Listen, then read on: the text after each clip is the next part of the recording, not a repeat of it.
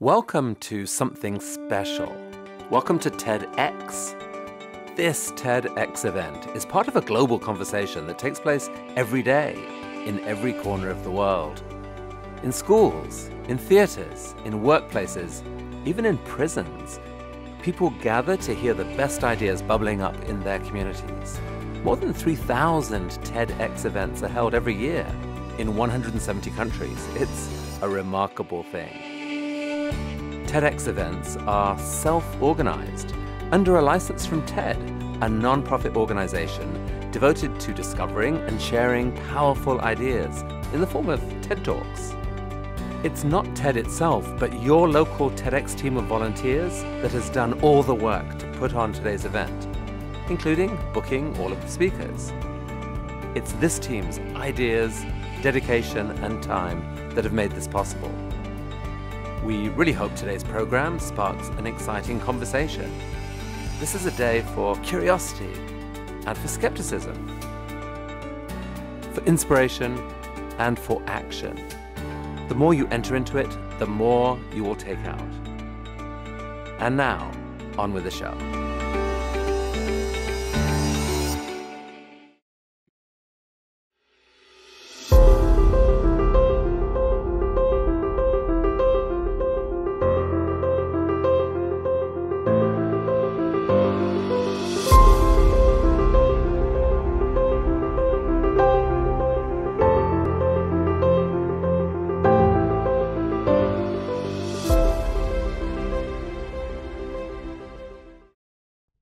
Good evening, ladies and gentlemen.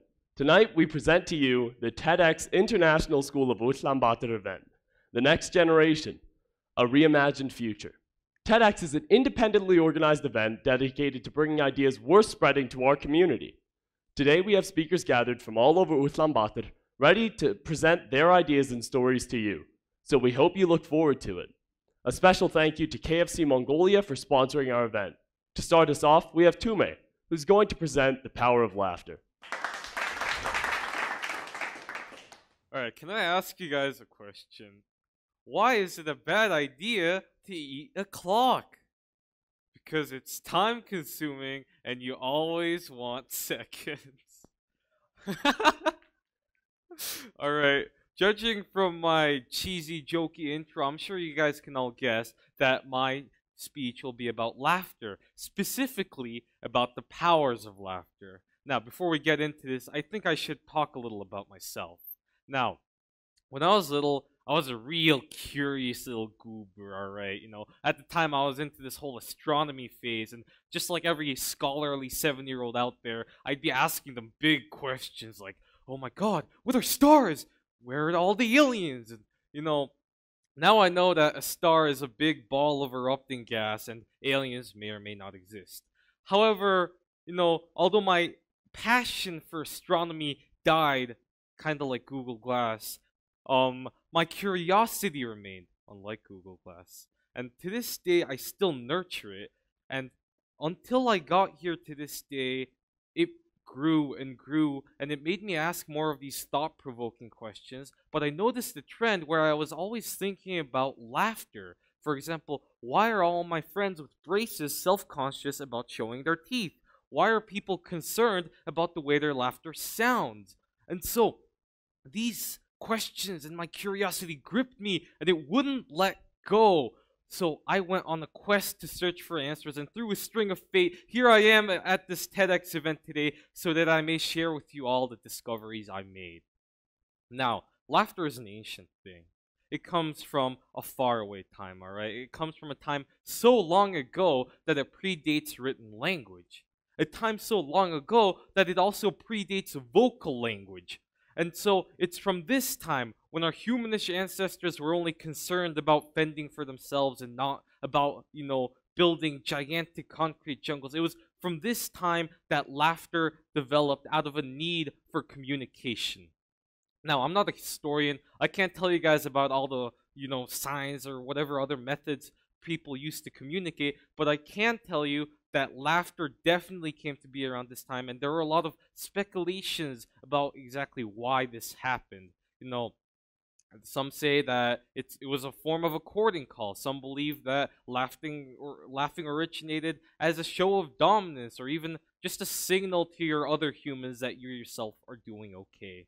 And so, although we may never know the true origins of laughter, it's given us plenty of time for us people here today to try and dissect exactly what happens when we're laughing, and that's where we get to the good part. That's when we start discovering the powers of laughter. It's been, what, 200,000 years since then, a couple years, and, you know, it's a long time really for us to really get into it. And coincidentally, 200,000 is also the number of texts my ex would send me every other day. But I'm joking. First and foremost, we can identify laughter as a social tool. We're more prone to laughing when people are around us. In fact, we're 30 times more likely to laugh when we are with just one person and more compared to just being by ourselves. And so, you know, it's almost poetic that we are more inclined to laugh when we are with our fellow man, considering that's how it originated to begin with. However, it doesn't stop there, right? You know, we're not just gathering together with other humans just so we can, you know, make some hollow noise out of our throats. No. There's also something going on in our brains when we're laughing. According to the Indiana State University Sycamore Nursing Center, oh God, what a mouthful, they found that laughing increases our levels of dopamine and our human growth hormones. Now, these are very good things, right? They make you feel good. They provide cell reproduction. They support cell growth. And it's all these great things that's happening when we're laughing. You can't have too much of this stuff. It's great. And so that's one power of laughter. And now at this point, I may start to gather some doubters out there. Some people who believe that laughter can be used to make fun of others. Nah, that's wrong. Apparently, according to our boy Philip Glenn out west in Cambridge, he found that laughter is all-inclusive. When we're in a group laughing, our brains don't discriminate between, you know, who's laughing first, who's laughing last, who laughed at who and started the whole thing. No. That doesn't matter. To us, at the end of the day, when we hear a group of people laughing, when we're in a group of people laughing, what matters is we are laughing. And I feel like that this is another great, almost superpower of laughter. It's the fact that it's all-inclusive. It doesn't discriminate. No, when it comes to laughing, there's no differences between race, sex, gender, social status. You know, that's something we can't even say for most humans, but it applies to laughter, and that's special. Now, you know, these are all positive emotions, right? You know, it's all great, but that's only half of all human emotions. You know, what about all the negative emotions out there? The other half. So what's so cool about laughter if it's only applicable half the time? Nah, laughter's also got you there. Laughter is also applicable when things are tough, alright? It acts as a stress reliever. It acts as a coping mechanism. Because you see, when we're doing that convulsing, writhing, bursting movement known as laughter, it's also releasing tension that's been built up. When we release our laughter, it also not only increases the good hormones in our body, it decreases harmful stress hormones such as cortisol or epinephrine. And so this is great, especially for people who are going through some really dramatic negative emotions. It's been found, according to researchers such as that of Keltner and Bonanno, that when we're laughing, especially if you're depressed or if you're a pregnant woman going through mood swings, these negative emotions are dispelled faster and it helps you get a hold of yourself quicker. And so that's another power of laughter. It helps us when we're feeling down and sad. And at the end of the day, isn't that all we want? To be happy? And so I shared with you all the powers of laughter today. And so when I laugh, I hope you all laugh with me. Thank you for having me today. Thank you for having me at this TEDx event. Thank you, Tume. Next we have Khaliun, talking about the difference between motivation and confidence. It's all in your head is something we've heard countless times, especially us, that deal with anxiety and lack of confidence. The simple saying, it's all in your head, it tumbles us down. We are aware of it. We know it's our imagination. However, most of us, we don't have control over it. We let our imaginations run wild, forever imprisoning us in our negative thoughts. Throughout my early teen years, I developed social anxiety, but I was not aware of it back then. And it wasn't as if I woke up one day and suddenly withdrew myself. It subconsciously built inside me, eating me away. And as an emotionally vulnerable teen, I entered this long state of confusion and self-denial. My younger self used to think that maybe I was feeling under the weather and would push myself into socializing. However, neither the weather, the mood, nor the ambience around me mattered, because the fear of being asked a question in front of the whole class, the fear of having to feel that embarrassment, that surge of embarrassment, was still inside me. And despite my evident behavioral changes, no one seemed to notice the side of me. And that's because 1 in 5 of us have anxiety and go unnoticed. An estimated amount of 280 million adults have depression and anxiety, according to the NHS. This is only an estimate for adults. There are so many more out there, kids, teens, that have to deal with their intrusive thoughts alone.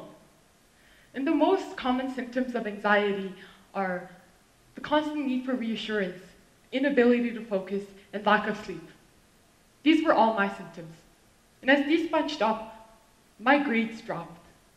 From sitting at the front of the class, I found myself at the back, the very back seat. And watching my classmates join MUNs, interactive groups, and athletic teams, it plummeted my ounce of confidence.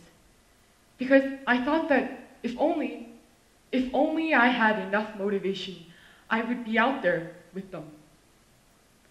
But after many years of self-diagnosis, I came to a point in my life where I realized that it wasn't the fact that I lacked motivation, but that I did not have confidence.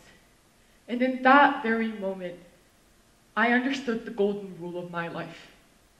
Motivation is not a precedence to action. It's a result of action. Confidence is what drives you to be able to make a change. Confidence is what helps you to leave your fear behind. And this realization, it led me to my self-confidence journey. This journey was not an easy experience, but it was an experience that I would ever trade anything for. Because I learned to listen to myself, to learn about who I am, and most importantly, to accept myself as is. Fear and shame hovered around my youthful years for far long, for super long. But I've always had this urge, this eagerness to make a change, to help others. And with my new profound confidence that I've never had in my life, I needed to use it to its full extent, which led me to join an entrepreneurial competition with my peers. We proposed our idea of a new, friendly, educational environment. However, much to our dismay, we were not admitted into our next round. We were eliminated. But as young adolescents, bubbling with the eagerness to help, we stuck to our plan. A month after our rejection, we found ourselves 8 hours a week signing documents, legalizing papers, and contacting lawyers. Our hard work and dedication led us to finding our very own NGO, an NGO that aimed to get rid of the hierarchical gaps between students and teachers, an NGO that taught their students to find their own identity. We aim to do so by offering 6 different courses taught by students themselves. We believed that as teens, we all share the same experiences when it comes to school.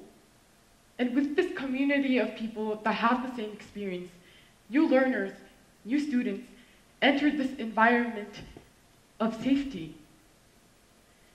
These learners entered this community of not being ashamed of their educational levels and being able to openly ask their teachers for help.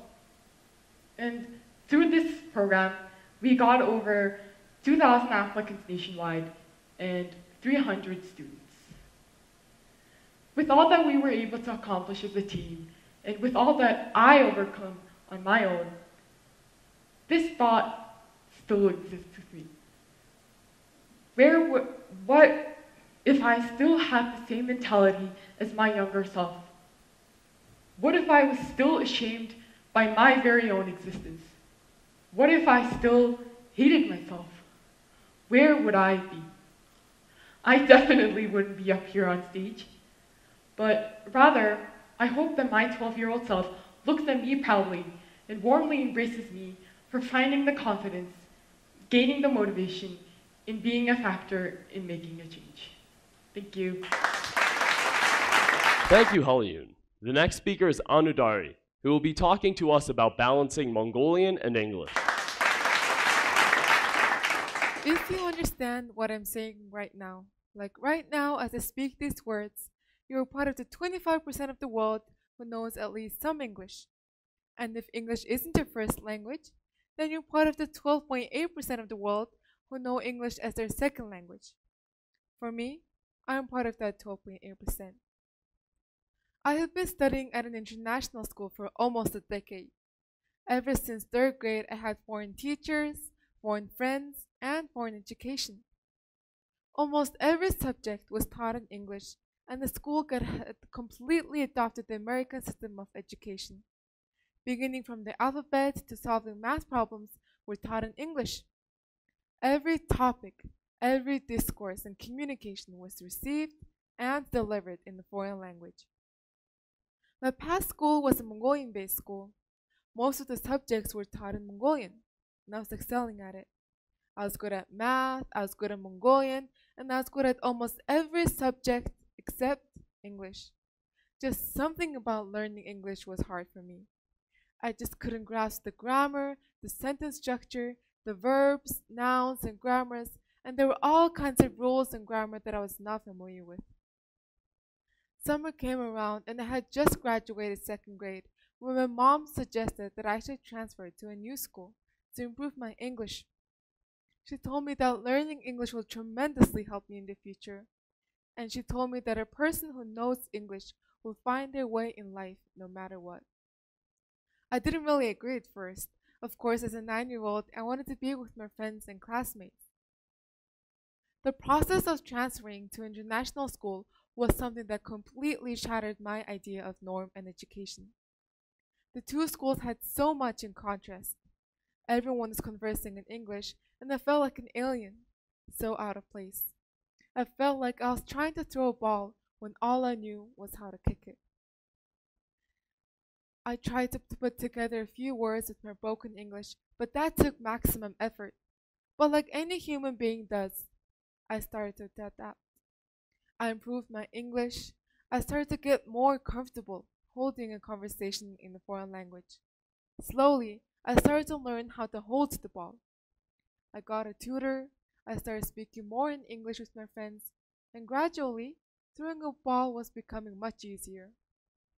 English had taken its place in me as my second language. I consider myself a bilingual person. The formal definition of bilingual is a person who is fluent in 2 languages. So I'm fluent in both Mongolian and in English. I was pretty proud that I could speak in 2 different languages. So I thought I should put my knowledge into good use. So I volunteered in this organization in which I had to translate from English to Mongolian.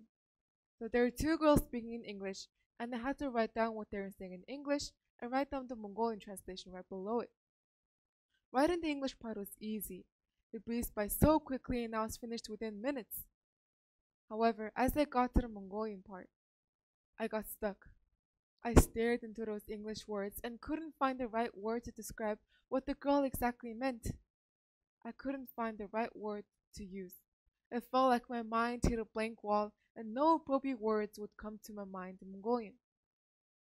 Finally, after so much thinking, I could somewhat come up with a word similar to the original meaning. Then, I moved my fingers to type out the words, and I paused again. I didn't know how to spell those words. I realized that the more I developed my English skills, the more I was losing my Mongolian. I had learned to throw the ball so much and practiced it so much that I now forgot how to kick it. So then I wondered, Is this also happening to those around me too? Are people like me, who have learned English through most of their life, also experiencing the same problems I was facing with Mongolian? To test it out, I would ask my friends how to spell certain words in Mongolian, but their typical response was, I don't know. So we all brought our phones and relied on this translator tool to check for the correct spelling and word for our own native language, the very language we first uttered when we were babies. I would also speak with my classmates in Mongolian. Then I would notice the small but noticeable grammar mistakes they would make subconsciously. I realized that almost everyone around me was facing the same issue as me. So that was the case for my international school. But what about the rest of the Mongolian population? Were they facing the same problems as us too? It turns out Mongolia has been actively promoting making English the most prominent second language to replace Russian. Every child, regardless of where they live and where they study in Mongolia, receives at least 8 years of studying English. And it has been successful. According to World at Last, English is now replacing Russian as the most spoken foreign languages in Mongolia. English is now being taught at almost every school, both public and private. To make my research even more relatable and more in line with the context, I wanted to narrow my focus to the students of international schools in Ulaanbaatar. For me, as an individual, I didn't take my problem too seriously. I just thought that I needed to practice my Mongolian more, and all my problems will be fixed. But when I looked at all the problems will be fixed.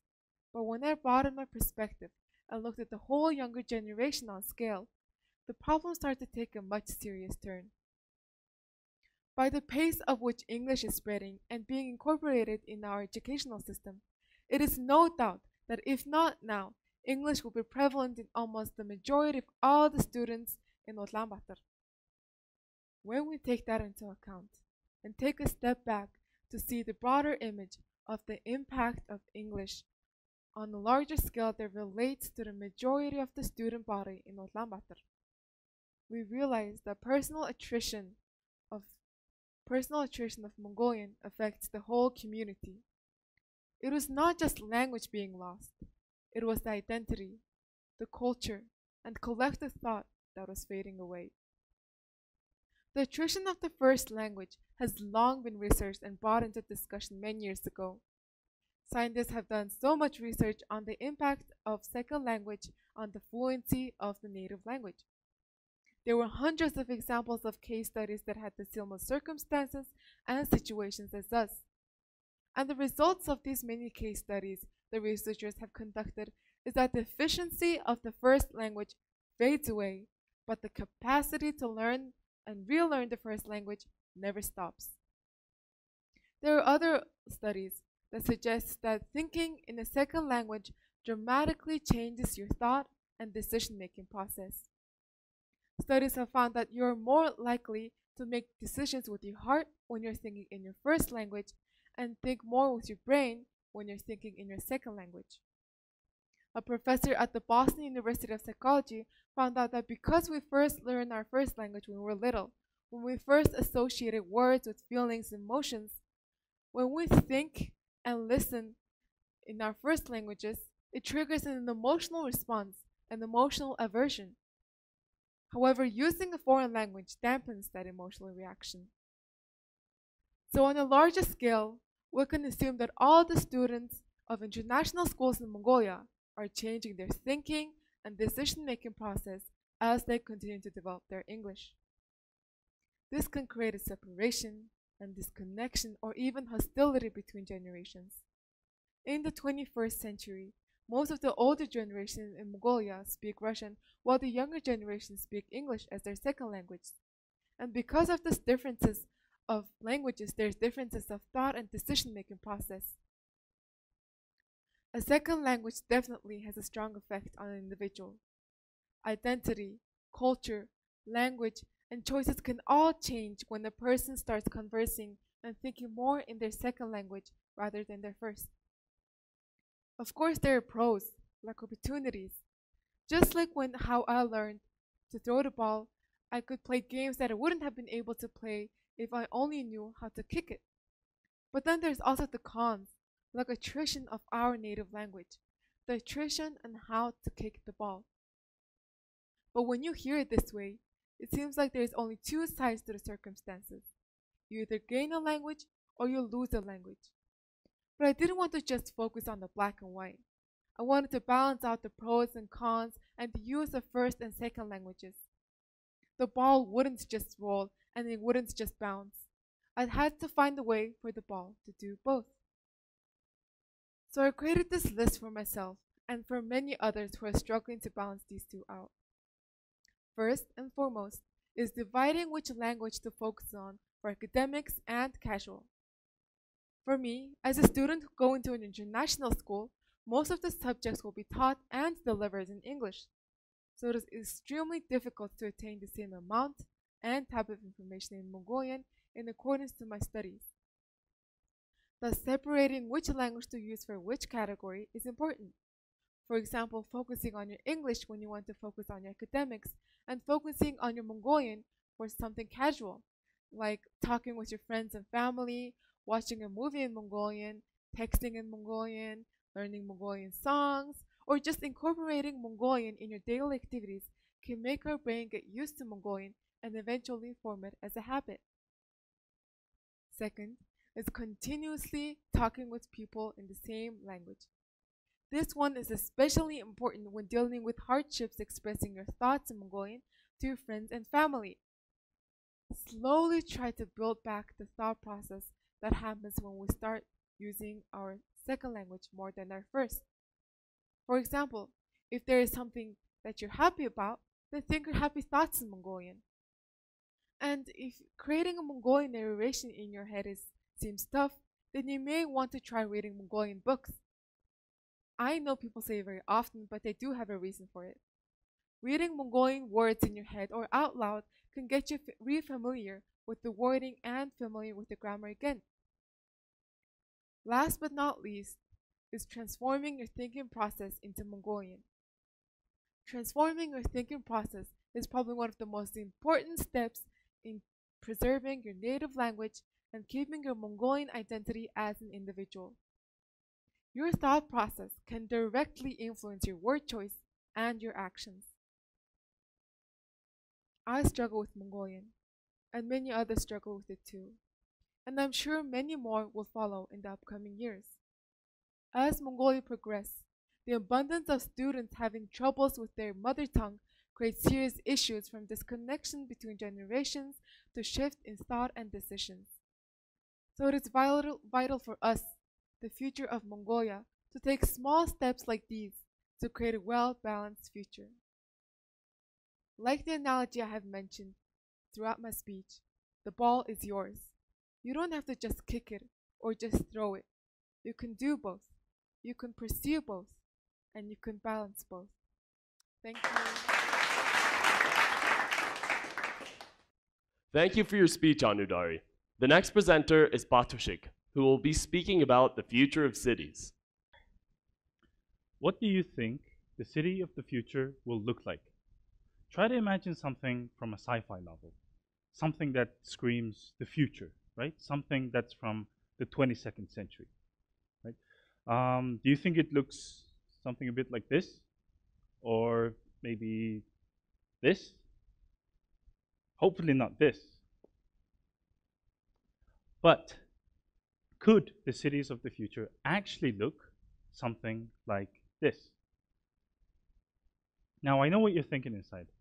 I know that you're thinking, how could this be the future of urban living, right? And in fact, that's what a lot of people think. And that's what a lot of people consider gear areas as. They think it's vestigial appendages, right? Stuck to our beautiful, progressive, modern downtown Ulaanbaatar. But today, I'm here to paint a much brighter picture, right? To give you a different perspective and to show you the beautiful potential of the gear areas of Ulaanbaatar and how they can impact the future of cities around the world. Now, before I move on, I would like to start a little history lesson.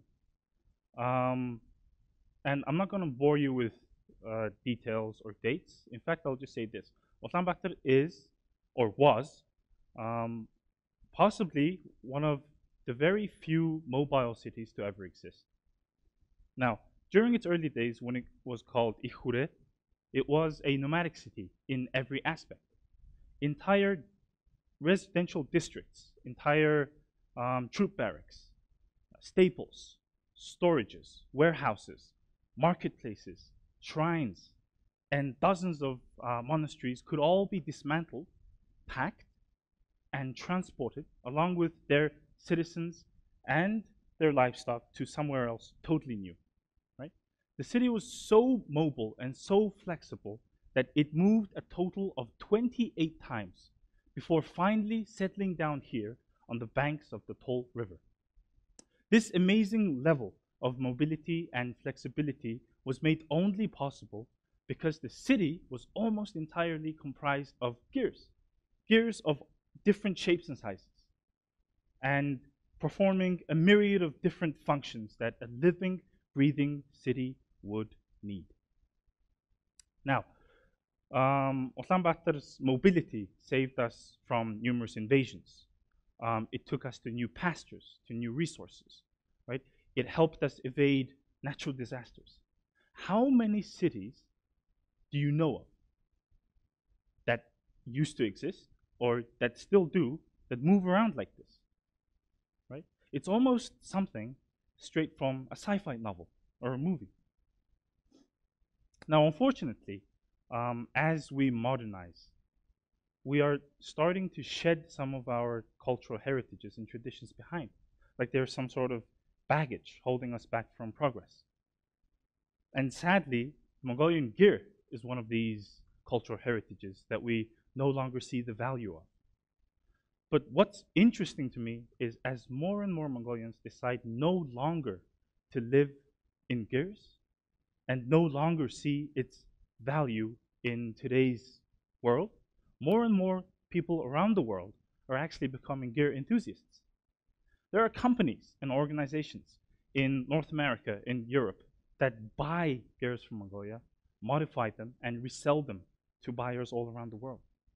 There are companies also in America that make their own versions of gears, right? Modified to fit a certain lifestyle, to fit local climates. And I think this is happening because these people are understanding the value of gears and how they are more relevant today than ever before. Which very conveniently brings me to my next point. The world we live in today is a VUCA world. For those of you who don't know what VUCA means, it means volatile, uncertain, complex, and ambiguous. Now, we've all felt the effects of the 2020 pandemic, the economic downturns, the extended quarantines, right? It all was so extremely hard for us to handle, right? Not to mention all of the wildfires, the never-ending wildfires. Every time you turn on the news, it was some sort of wildfire somewhere, right? And the earthquakes and the floods, and the list goes on and on and on. This is what VUCA is. It's instability, it's unpredictability, right? So how do you prepare? How do you respond to this? How do you respond in the face of something that you have no idea of? Well, we can do this by being mobile and flexible, right? At least that's a start. Literally, by becoming modern nomads, we can start preparing for a future that is uncertain. That's something gear living and mobile cities can offer. Gears, the very things that us city dwellers discarded as primitive or bygone or as a symbolism of poverty in an urban setting, are actually the things that can bring us towards a brighter future, at least when it comes to cities. Right? It can offer us a mobile, more sustainable, and affordable way of living. And if you think about it, the gear is a capable and time-tested form of mobile shelter. Slowly but surely, it took its current form through thousands of years of innovation. Slow innovation. Yes, but innovation nonetheless. With a little more effort, hopefully, an eco-friendly housing solution for not just us, but for everyone around the world could be created. Now, this effort to take the next big step in mobile architecture isn't something that's a new phenomenon, right? It's been happening for many, many years. Many visionary designers and architects foresaw the benefit of a sustainable, decentralized mobile cities and off-the-grid living, right? They saw how these things can offer people a safer future, right? And how it can prepare us for something that we don't know. For example, in 1985, Pritzker Prize-winning architects Toyo Ito and Kazuya Sejima, for those of you who don't know, Pritzker Prize is basically Nobel Prize for architecture. They designed something called the dwelling for the Tokyo nomad woman. It was a gear-like structure, and recently this design has been resurging. A lot of people have been talking about it because it's extremely relevant in today's quarantine and natural disaster context. An even older example can be seen from the 1930s, when an American inventor, architect, and futurist named Buckminster Fuller designed the Dymaxion house, right? A sustainable, autonomous, single-family housing structure that could be mass-produced, packed, and shipped throughout the world. Now, I think you would all agree with me here, to a certain extent, that in principle and in design, these two examples, to a certain extent, obviously, resemble the Mongolian gear, right? The gears that we have all around Mongolia and parts of Central Asia. And I'm also very proud to say that they're not the only ones doing this. There are many collaborative initiatives by locals and international organizations to bring the Mongolian gear into the 21st century and hopefully beyond. And these projects are trying to help find solutions to our problems of urbanization. One example is the Gear plugin, in which was designed and built by the Hong Kong University's award-winning studio Rural Urban Framework, in support from GearHub, the social enterprise that I work for. The Gear plugin fits the traditional gear with off-the-grid septic treatment, bathroom, water tank, shower, electricity, and passive heating. We've also recently worked with the University of Pennsylvania's Center for Environmental Building and Design to conduct research on the gear's thermal performance and efficiency. And we also wanted to create viable recommendations on how you could improve the Mongolian gear to make it more energy efficient and reduce pollution. But creating the next generation of urban living isn't something that only high-profile architects and designers or world-class institutions and organizations can do. That's something that we should all actively be involved in. As residents of Ulaanbaatar, now more than ever, we must and we can take active part in solving our own issues. We need to become part of the solution by becoming part of the effort. By doing so, we're not only finding solutions to our own city's problems, but we might find solutions to the problems faced by many other cities around the world. With everyone's combined effort, we can take the next big leap towards a sustainable, flexible, and mobile city that can always stay prepared for whatever the future might hold. Thank you. That was wonderful, Battushig. Next, we have Enkhmaa, who's presenting about the demand for humane technology. It's Sunday evening, and you've just finished binge-watching the recently trending TV series. You take a glance at the clock, and it's already way past your bedtime. And as you start to worry about all the missing deadlines on your desk, your phone chimes just in time to distract you from the agonizing anticipation of consequences. Your days are stuck in a cycle with technology sucking your time and attention faster than you can keep them. The average person in the United States spends about 4 hours and 30 minutes on their phone every single day. Per week, that is 31 hours and 30 minutes. But to give you an approximation of how long just that may be, it's actually equivalent to that of a full-time job in a week. But converting that, the person has spent 68 days of the year solely on their device. Almost 1/5 of our lives are dedicated only to staring at a screen and interacting on the minimum. Well, that is a significant amount of time, if you ask me. It's even crazy. Like, nowadays, smartphones have this feature that lets you track and see your own screen time. Some even give you weekly reports.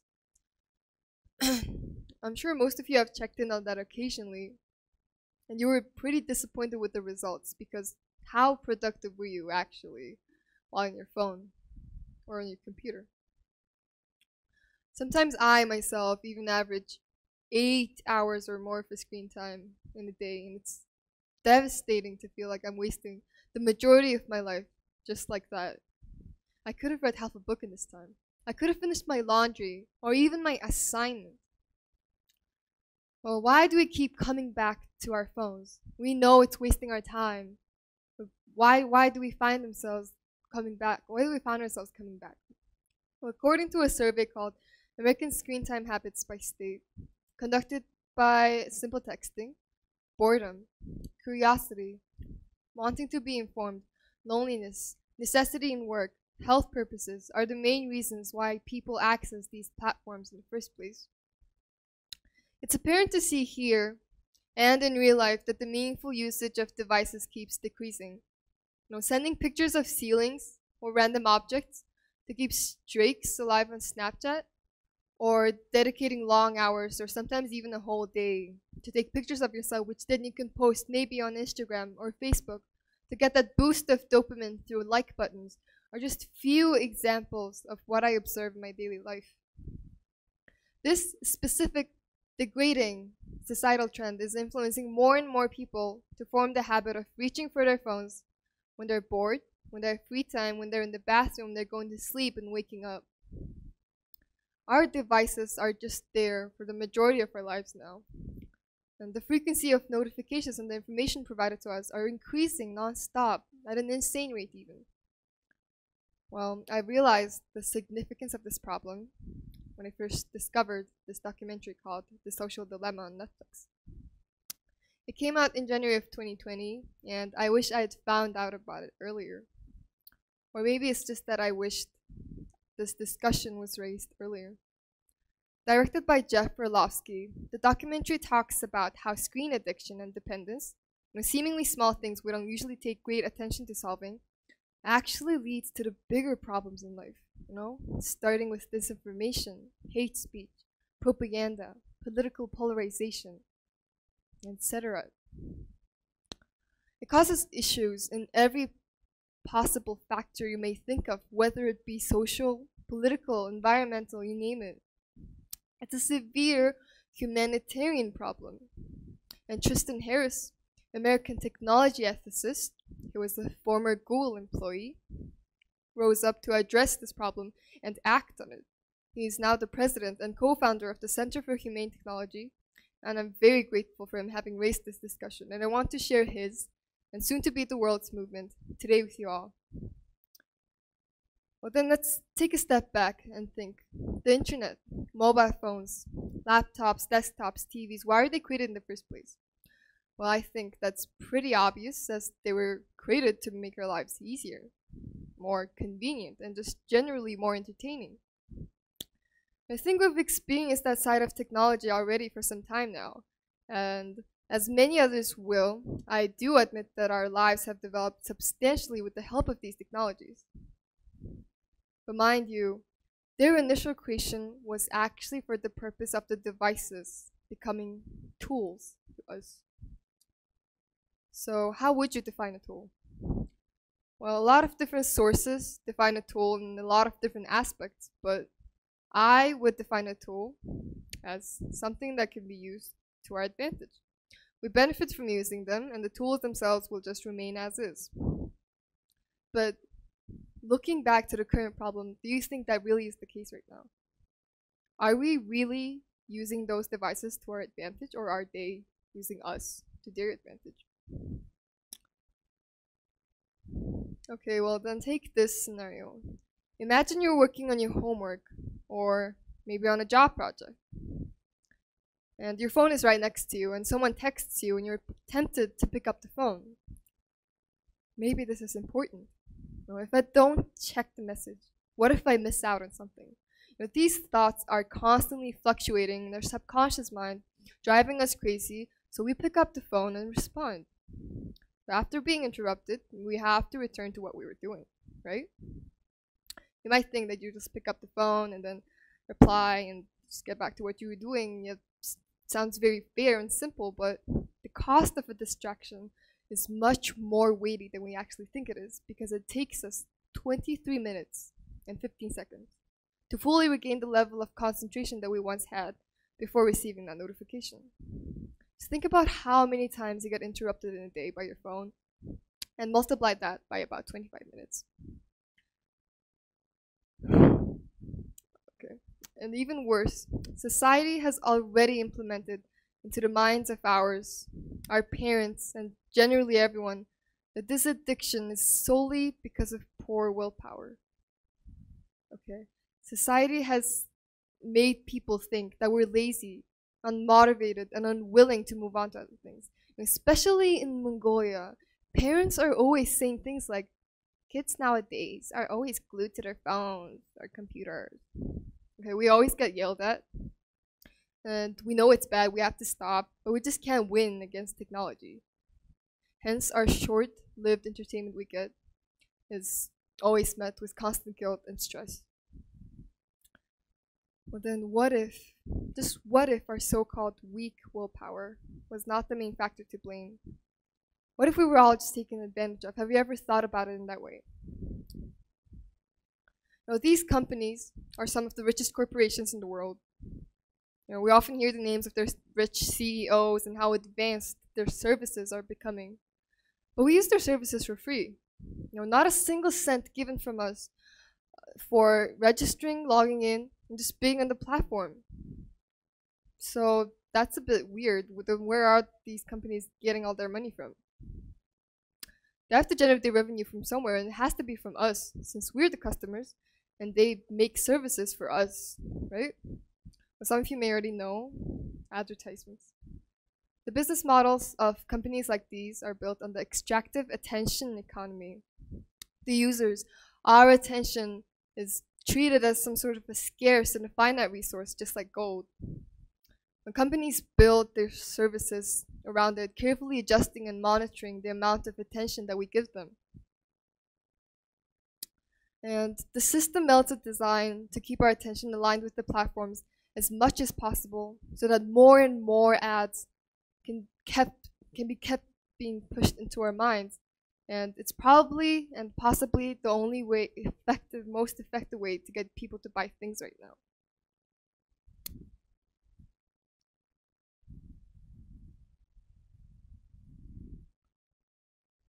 Oh my god. But can we cut that? Pause? Okay. The longer we interact and pass by advertisements, the wealthier these companies get.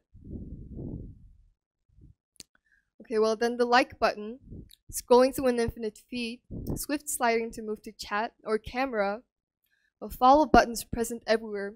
Do these functions require effort from us? I don't think so.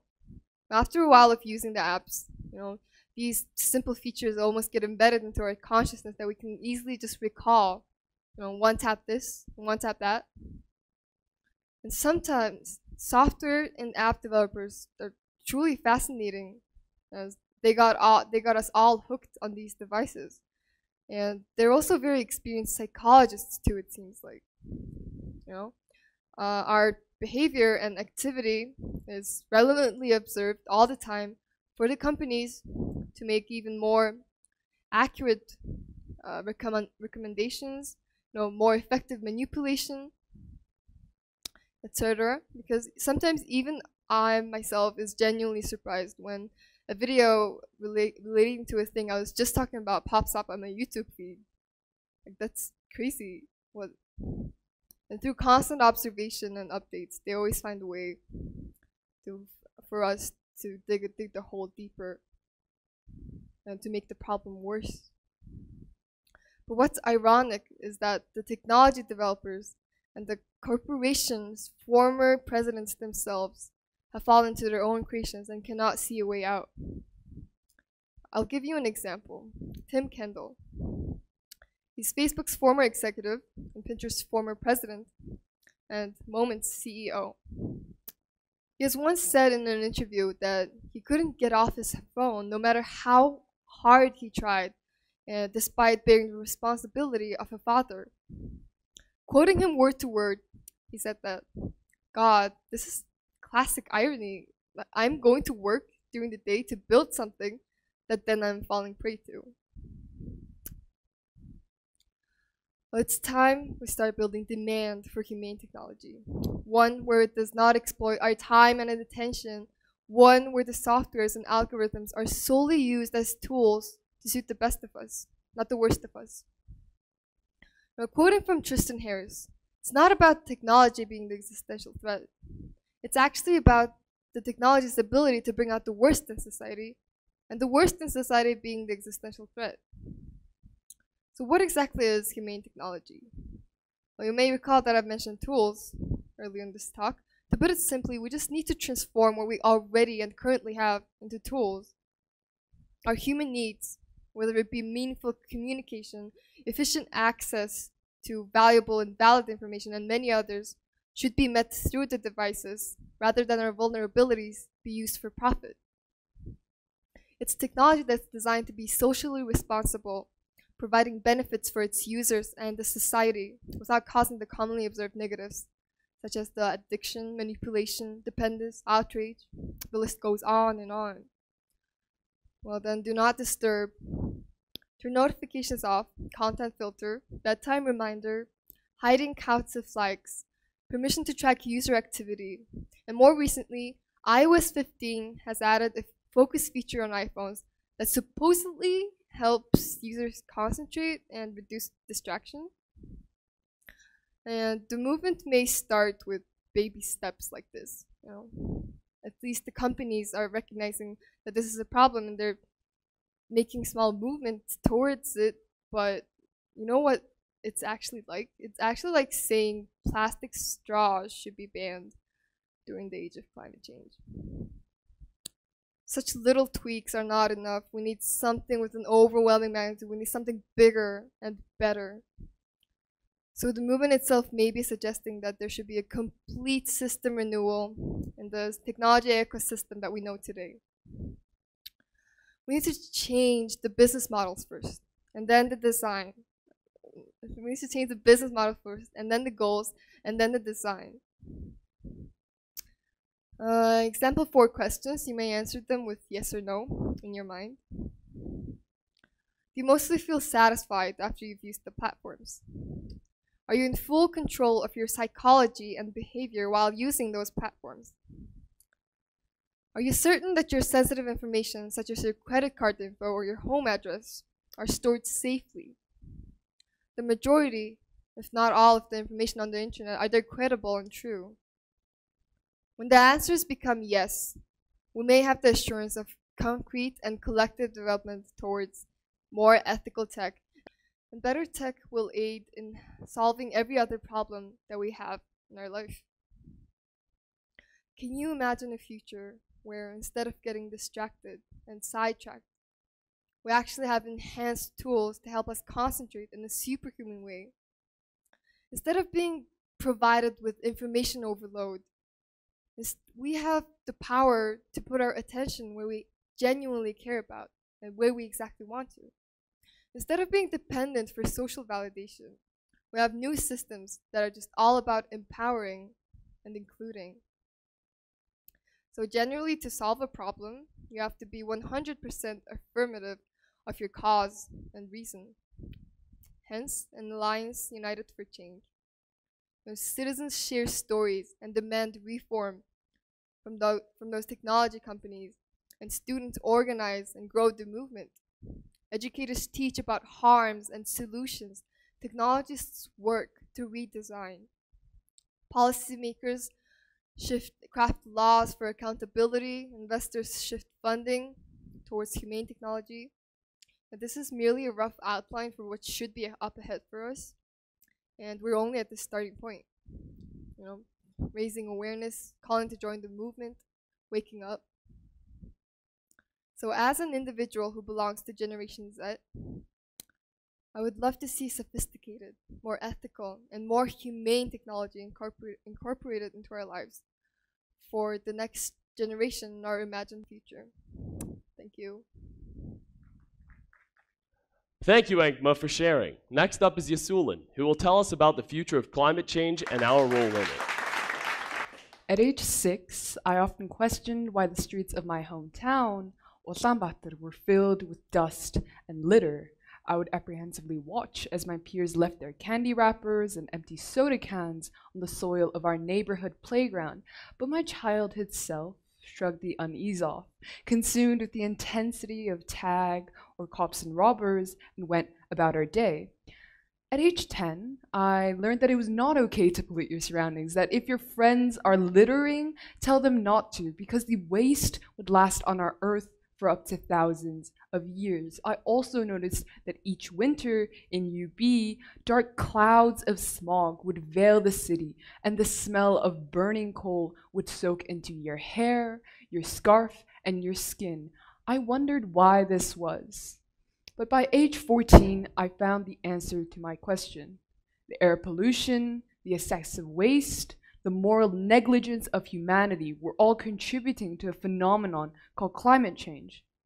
According to the United Nations Framework Convention on Climate Change is attributed directly or indirectly to human activity that alters the composition of the global atmosphere. Now, the majority of this human activity comes from the increased production of greenhouse gases due to the burning of fossil fuels, deforestation, industrial farming, and other processes. As the greenhouse gases such as CO2, methane, and nitrogen oxide are released into the air, they trap the heat from the sun in the Earth's atmosphere, thereby warming the planet and perpetuating climate change in a process known as the greenhouse effect. Now, according to the Intergovernmental Panel on Climate Change's 2021 assessment report, human influence has warmed the climate at a rate that is unprecedented in at least the past 2,000 years. Researchers at the US Global Change Program say that the amount of CO2 in the atmosphere has increased more than 50% since the Industrial Revolution. This has corresponded to a 1.1 degree Celsius increase in the global average temperature in the past 200 years. But wait, you might be asking to yourself, 1.1 doesn't seem too bad in the past 200 years, but for something as big as our atmosphere, as our world, a single degree of warming kicks off a dangerous cycle of impacts. Intense floods and hurricanes sweep through countries such as Bangladesh and Vietnam, obliterating entire infrastructures and communities. Heat waves suffocate thousands of people and animals in countries such as France and Australia. Droughts breed hunger and conflict in developing countries such as India and Somalia as crop failures continue to arise. And now the Earth is facing a time of extreme extinction as up to 150 animal species go extinct every day. Under all this destruction, families are being forced to flee their homes as climate refugees. These are the ramifications of human-induced climate change. The UN Secretary General Antonio Guterres said that the IPCC's assessment report was nothing less than a code red for humanity. The alarm bells are deafening, and the evidence is irrefutable. He noted that the previously agreed upon 1.5 degree threshold was dangerously close to exceeding, and to prevent this threshold from being passed by at our glance, we need to step up our actions. We must pursue the most ambitious path. So what exactly is this most ambitious path? Humanity has been aware of human-induced climate change as early as the 18th century, when scientists first argued that human emissions of greenhouse gases could change the climate. But the first time that world leaders actually came together to make decisive actions against climate change was during the Paris Agreement, a legally binding international treaty on climate change that was adopted by 192 countries in 2015 to limit global warming to well below 2, preferably to 1.5 degrees Celsius compared to pre-industrial levels. Following this landmark agreement, public awareness regarding climate change substantially increased. Nowadays, people often want broad climate policies beyond the current state of play, according to a global survey organized by the UNDP. The majority of the survey's participants, which covered half the world's population, backed more renewable energy, they supported conserving forests and land, and they backed more use of clean electric cars and buses. Today, more than ever, we see youth being increasingly engaged in climate justice, from Greta Thunberg's school strike for climate protests to social media campaigns that are led by various student organizations around the world. It is clear that more and more people are actually stepping up to combat climate change, and we as individuals have adopted sustainable habits such as recycling, reducing, reusing our waste, commuting via public transport, limiting our electricity and water consumption, and many more. Aside from just being eco-friendly, these practices have allowed us to appreciate and protect the planet that we live on far better. But this isn't enough. The industrial nature of the world has significantly prohibited our ability to meet those requirements established during the Paris Agreement. Now, this is where we draw the line between micro and macro changes. Although it is important for us to disseminate knowledge regarding climate change to the public and for us to change our lifestyles to be more sustainable, the progress that we can make as individuals is incremental. According to the Carbon Majors report in 2017, just 100 companies have been the source of more than 70% of the world's greenhouse gas emissions since 1988. These multinational corporations, so-called carbon majors, derive their entire profitability from producing oil, coal, and natural gases for the world's energy-dependent societies. Now, fossil fuels account for about 84% of the world's primary energy consumption. So this means that no matter how much we try to reduce our electricity consumption or consume vegan products or spread awareness, without structural change in the way that we as humanity produce energy, the likelihood of us turning around the climate crisis to a net zero GHG emissions scenario is incredibly low. To quantify this extent of personal action, the International Energy Agency estimated that individual behavioral changes would only account for 4% of the necessary GHG reduction for a path to a net zero emissions energy system by 2050. To reach the requirements that we have put upon ourselves to keep our global warming below 1.5 degrees Celsius, personal action has to be paired with collective action and meaningful climate solutions. I believe that the way we as individuals engage with the conversation surrounding climate change should progress past just becoming more eco-friendly or even demanding the culpability of governments and corporations. For youth to be meaningfully engaged in the climate crisis, I believe that we should be educated about climate change not only as a socio-political issue, but also as a scientific one. So what are the alternatives here? Macro changes in the form of effective solutions for climate change.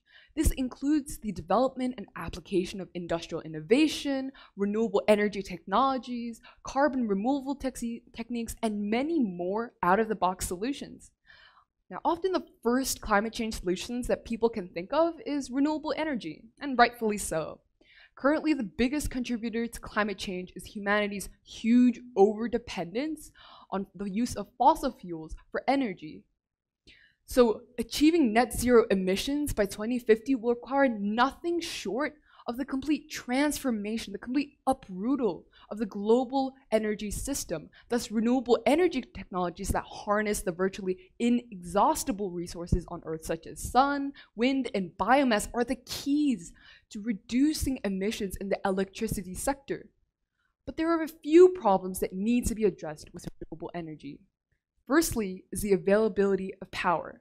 Now, the biggest infrastructural problem with renewable energy is intermittency. This means that renewable energy sources cannot always consistently produce energy at all hours of the day, as they are affected by environmental cycles that can limit their use or efficiency. For example, wind power is only generated when it's windy, solar power is only generated when it's sunny. However, high-capacity batteries capable of storing large quantities of power solve the problem, as they store energy produced by wind turbines and solar panels, etc. during their peak efficiency cycles, and then they tap into those reserves when the cycles dip. And thus the development of electricity storage batteries will allow renewable energy to be less expensive and more efficient. This is just one solution. But secondly is the unequal access to energy in global and local communities. Now, in the global supply chain, high-value resources such as oil, gas, and biofuels are sourced from less developed countries for the benefit of wealthier populations. Now, within the countries, national governments often prioritize linking only the wealthy and the middle-class communities to the electrical grid over poor or rural communities. In the Gir districts of my hometown, Uurtsaikh, for example, residents have no choice but to burn coal for heat just to stay alive during the coldest times of winter. This causes average air pollution levels to reach up to 27 times the level that the World Health Organization recommends as safe. This excessive air pollution is not only bad for the environment, but also causes respiratory diseases such as pneumonia and bronchitis, adversely affecting the poor who can't afford to be hospitalized or medicated when they're sick.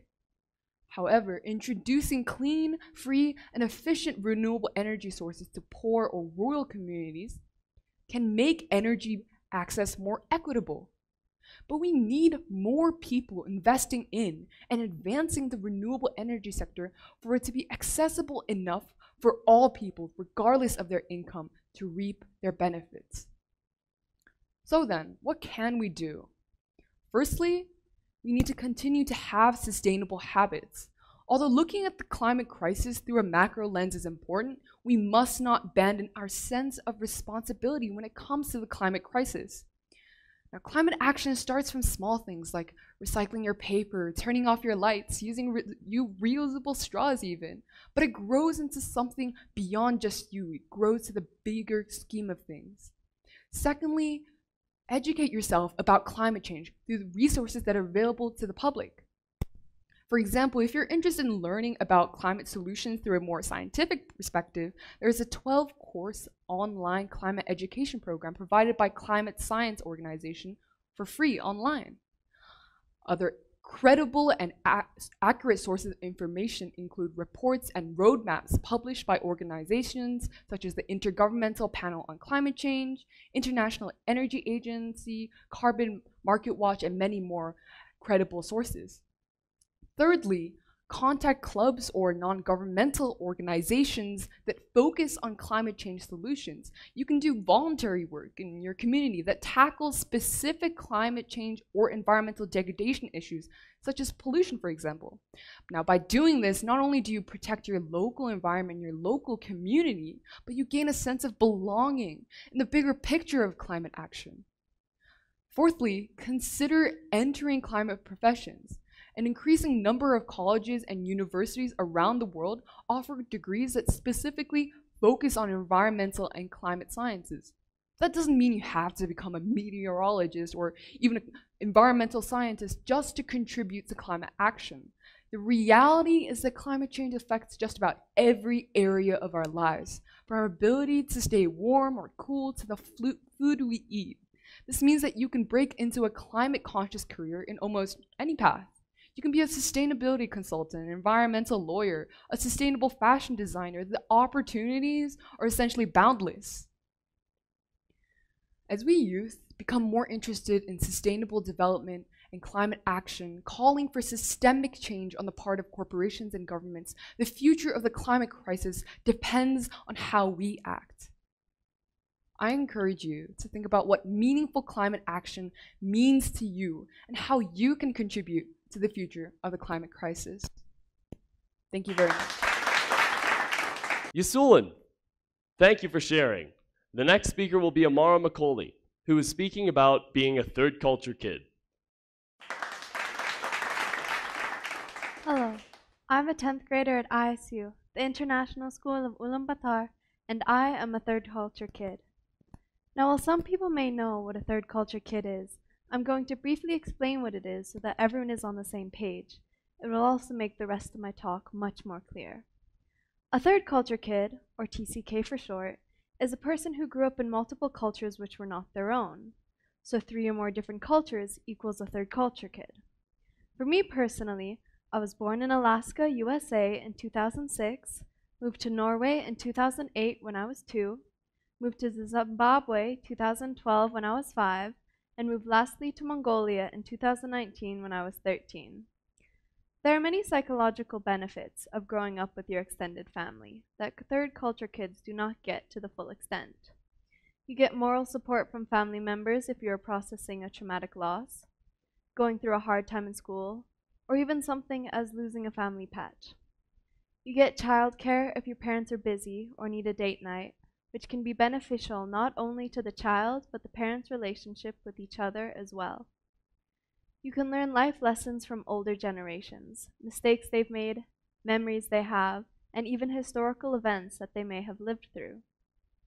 Spending holiday celebrations with family as a young child teaches them the importance of family and strengthens the bonds of family, as well as creates happy memory as a child, important for their confidence, self-esteem, and mental well-being as they are growing up. Having family members you trust while growing up is important if you need someone to confide in, if you are in trouble, or just need someone to talk to that you know will be there for you. All of these psychological benefits, moral support, childcare, life lessons, holiday memories, someone to confide in, third culture kids miss out on. For me personally, I lived my first 2 years in Alaska, and so while I did have extended family members living there with me, I cannot remember any of it, and therefore missed out on many of the benefits. I do not remember any of the family holidays, even though I am in the pictures. I do not remember my grandparents being there to babysit me, and I do not have any memories of my life in Alaska. Now, my life in Alaska was short, as when I was 2, I moved to Norway with the only 2 people I was related to by blood was my mom and my dad. I can only remember small parts of my life in Norway, small parts of my childhood there. I remember that my family came to visit during most holidays, and that I enjoyed them being there. I remember my mom and dad being loving and caring towards me, and that I was happy there. I had a good network of support in Norway, even though I left when I was 5. My parents made friends with people that they're still friends with, and we see every summer.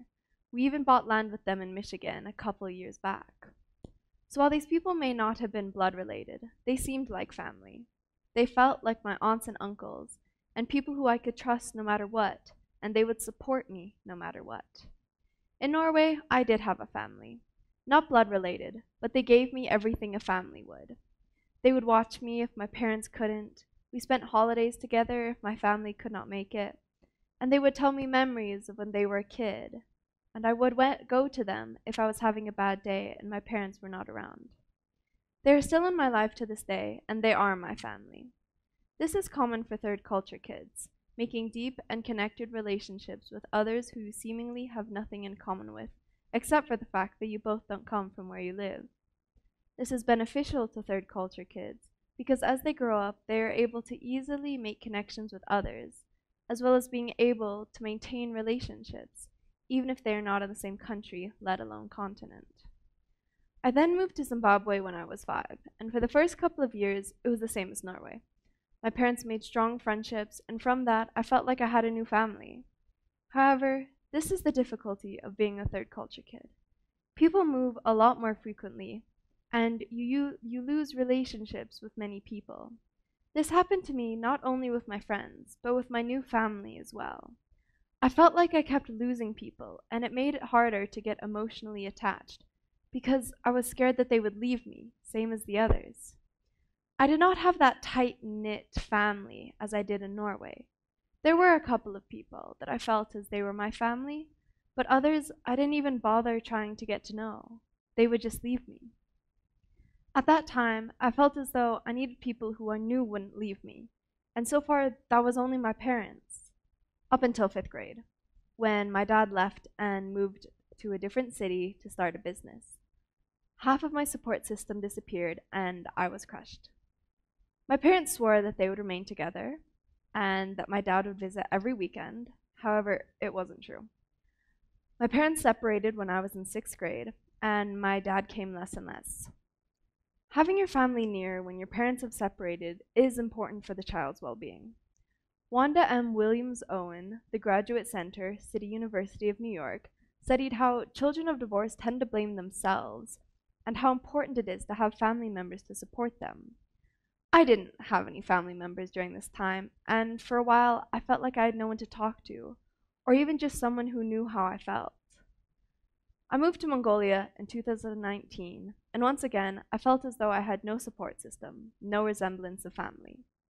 But this time it was different. I was a lot older, and with years of being left by people I was close with, I no longer felt the need, nor did I, make the bonds like I did in Norway. My mom was alone, without my dad, and while she did make close contacts, I was at the age where I would rather hang out with my friends than hers, so I no longer had the support system I did when I was younger.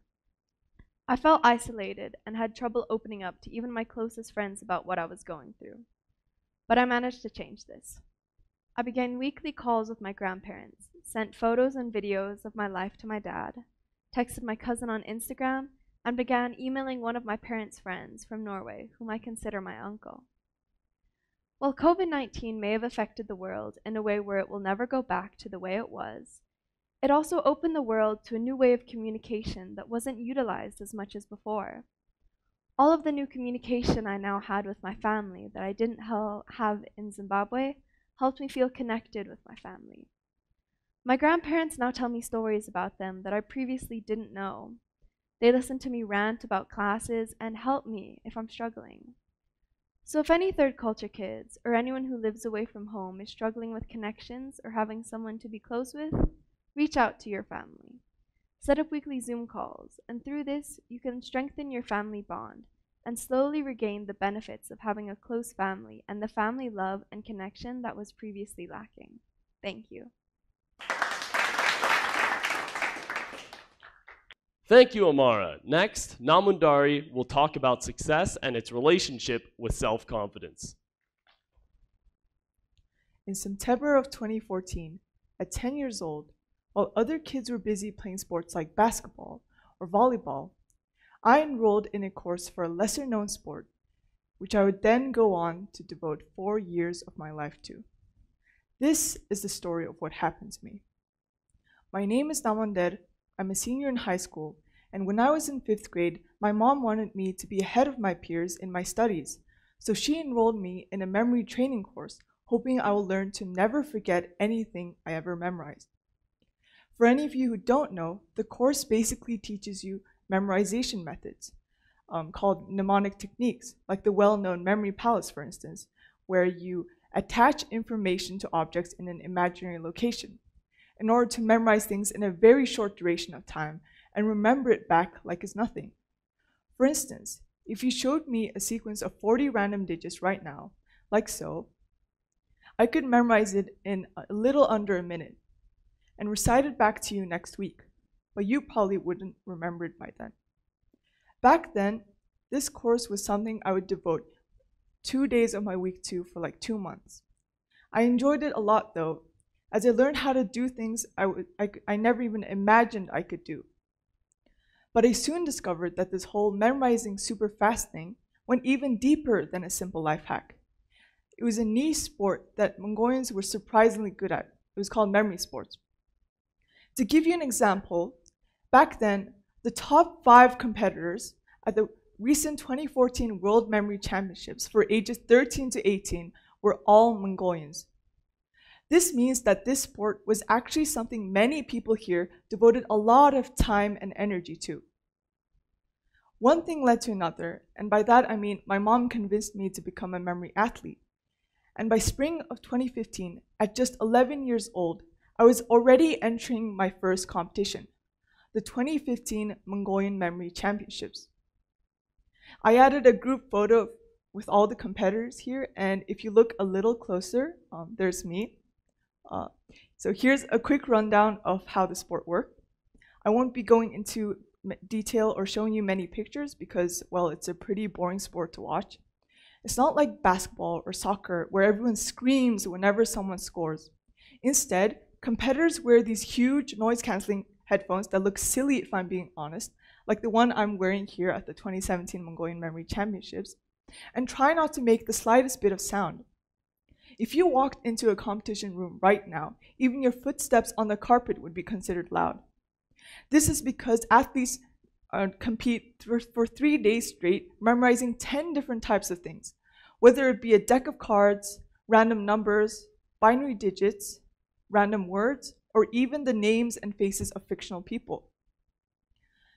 These 10 different categories are called disciplines, and there are bronze, silver, and gold medals for each. So theoretically, one could earn 10 medals from just one competition alone, which I came close to doing on multiple occasions. This is because I picked up these mnemonic techniques really fast, meaning I became really good at these disciplines really quickly. This translated into a lot of medals and achievements, and the Kids National Champion Award at my very first competition. At the time, I thought it was a good thing, and in a way, it was. I became successful at a young age, since I was naturally good at the sport. At the same time, something incredibly dangerous was happening. My self-worth and confidence was becoming tied to my success and the attention I earned from my family, peers, and authority figures. You see, the more medals and achievements I earned, the more it was expected of me. And yet, I was convinced that I didn't need to work harder as I was already the best, right? This was a recipe for disaster because when, of course, those who were better than me showed up, I didn't really do anything about it. I just thought, hey, these people are just better than me, and went at an even slower pace than before. And as more and more athletes who were better than me emerged, the number of awards and medals I earned lessened. Eventually, something very important died: my passion. I had forgotten how amazing it felt to be good at memory sport without the promise of awards and recognition. I had forgotten how I became a better person thanks to the sport, more patient, more consistent, more adept at handling failures and stress, and of course, better at memorizing. I'd forgotten how lucky I was to be able to go abroad and with my team and have fun whilst competing with hundreds of international competitors, some of whom were considered masters and grandmasters at the sport. In the end, I came to associate the sport with towering standards that constantly needed to be met. This caused a lot of anxiety for me, and my mental health deteriorated. There's only so much a teenager can handle. At the same time, something else was happening, something that would save me. I was becoming increasingly interested in my school's debate club. The thought of doing research on various subjects and debating on them enticed me. Plus, I wanted to become better at public speaking so that I can voice my opinions more effectively. Unfortunately, I didn't have time to juggle both memory sports and debating. And because I was afraid of letting people down, I couldn't bring myself to quit the former.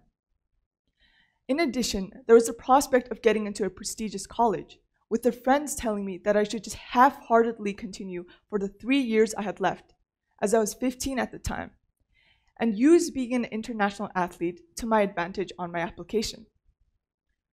I tried to follow their advice for a bit, but one day, the crushing weight of the unrealistic standards I had set for myself finally became too much to handle. I got up and told myself, "This isn't working. You're not happy. You need to end this chapter of your life," and confided in a fellow athlete who also wanted to quit. The two of us mustered up our courage, walked up to our coach, and told him everything. And that was it. The chains binding me disappeared. As soon as I quit, I joined my school's debate club, and the experience was completely different. For one thing, I wasn't immediately good at debating. I stuttered a lot, and my first speech was only 4 minutes out of the 8 minutes I needed to speak. This meant that I was going at the same pace as my peers and had to work equally hard to improve. Most importantly, it meant I had zero expectations to meet from the get-go, which was like a breath of fresh air. I could make as many mistakes as I wanted without fearing disappointment. My debate coach would just say, "It's all right, you can do better next time," as opposed to the words I used to tell myself before. "You have to be the best or you're nobody." I'm currently entering my 3rd year of debating, and I'm much happier as instead of comparing myself to others, I'm solely focusing on my own progress. I'm debating for the sake of debating, not for success, not for recognition, not for college apps, but for myself. I'm truly passionate about debating, and I believe I will continue debating even when I'm in college. Despite everything, I will never regret becoming an athlete. This experience ultimately shaped me to become a wiser, braver person, and the memory techniques I learned still aid me to this day. Most importantly, I made lifelong friends who I've laughed and cried and grown with. I met a coach who I will always be thankful for, and who taught me that no matter what, I should always be kind. There's only one thing I regret. I wish I never based my self-confidence and self-worth on my success. To conclude, after numerous trials and errors, I discovered something I genuinely enjoyed and learned to appreciate myself for who I am, not what I accomplish. I want to end by asking everyone in the audience to think about the things they do and why they do them. I want everyone to reflect on whether they let achievements be the foundation of their self-worth. And if so, figure out what they should do next. Remember, self-confidence is the key to success, not the other way around. Thank you. Thank you, Namuundari. Moving on, the next speaker will be Buyanjargal, who will be speaking about the lack of LGBTQ+ representation in Mongolia. I remember when I was little, around 4 or 5 years old, I got my ears pierced. As a kid who dreamt of having my ears pierced, that day was one of the happiest days of my life. I remember waking up extremely early that morning, putting on my prettiest dress, and going to the salon. However, the whole process was not what I had pictured. The pain I felt made me burst into tears, and I just wanted to stop. When I said that I didn't want to get my other ear pierced, I remember the exact words the lady told me very clearly till this day. She said, "You should get your other ear pierced. You don't want to look like a gay person, do you?" At that moment, in my mind, all I wondered was, what is gay? Is it something bad? A few years later, in elementary school, I was taught by my schoolmate that the word gay was a curse word. It was a word that referred to the outcasts, the weirdos, and the creeps of our society. And if someone calls you gay, you would be socially doomed. Learning about the LGBT community in such a way growing up, it shocked me when I first discovered that these people were really not much different than everyone else. They were just expressing themselves. They were just being proud of who they were. I personally was introduced to the LGBT when I first went to the United States in 2016 and saw all the beautiful rainbow flags adding color and beauty to the dull streets of San Francisco. Later on in middle school, I was privileged enough to learn what the community was actually about, but the LGBT in Mongolia are still very misunderstood. The ones that came out to the public are being beaten up, called by brutal slurs, harassed, and discriminated against. During the Pride Days in Ulaanbaatar, the community faced more hate than support. Citizens made non-stop homophobic comments on social media platforms, and bus posters only saying "love is love" were torn down and thrown away. Such actions have made me realize that our country isn't the open-minded country that I once believed in, but it was also an extremely discriminatory one. I keep asking myself, why is this happening so often and so much in my country? We're a welcoming country when it comes to other races and nationalities, but why do we discriminate against other sexualities? A few years ago, when I went to the teacher's room at my school to ask about some homework, I overheard a conversation. Then this exact sentence caught my attention. A student from my class just came to me and said that they're gay. But it's just a phase though, isn't it? Kids do this when they're not receiving enough attention from their parents. The student's classroom teacher was telling other teachers in that room about their student's sexuality just like that. At that moment, my heart sank. Not only did the teacher break their students' trust, but they also had a huge misunderstanding about the LGBT. I, as an individual, as the friend of a queer, as the citizen of this country, don't want our future generation to continue on having these misunderstandings about the community.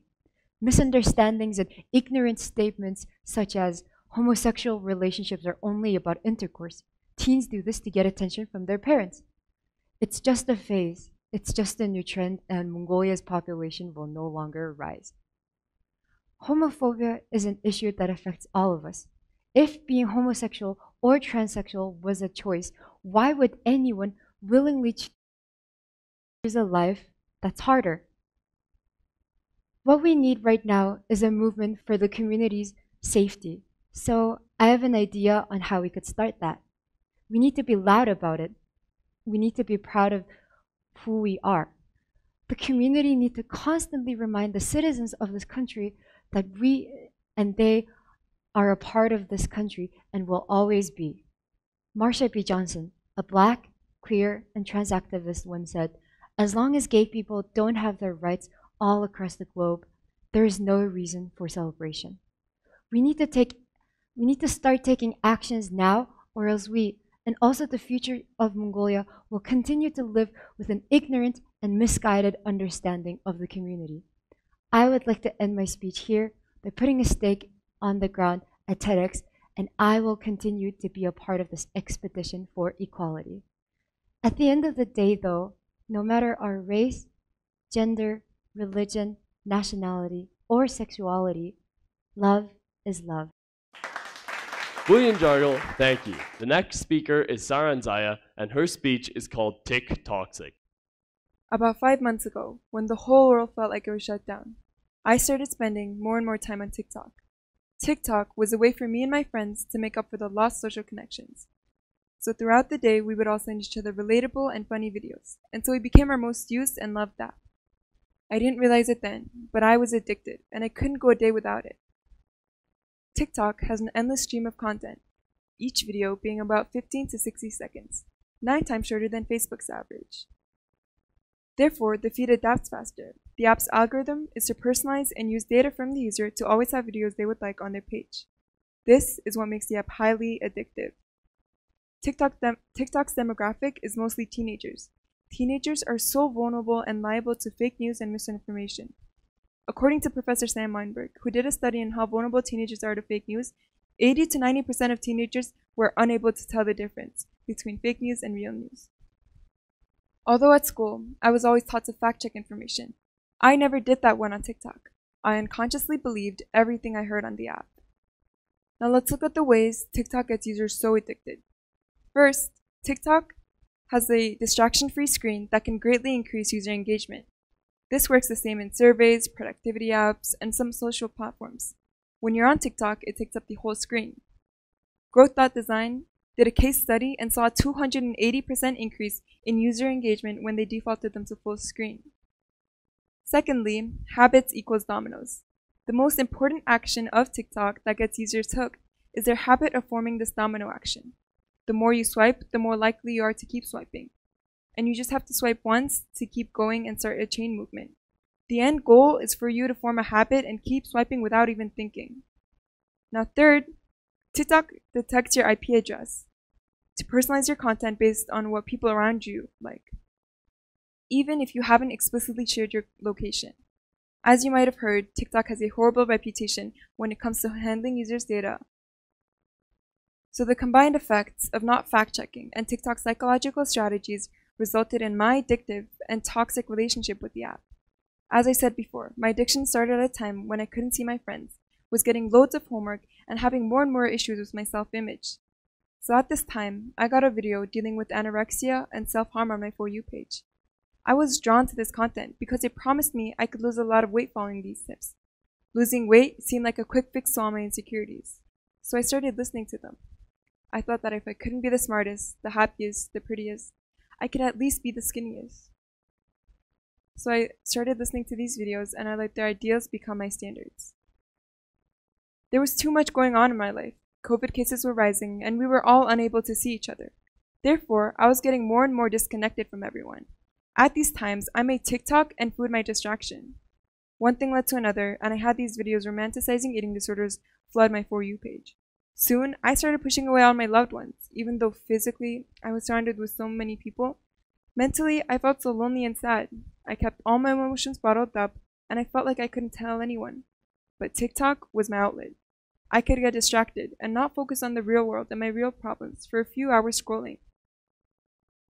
The models of beauty presented on the app made me pressured to look a certain way and change myself. Seeing the same socially accepted and deemed pretty features just on different people makes me and most teens I know insecure.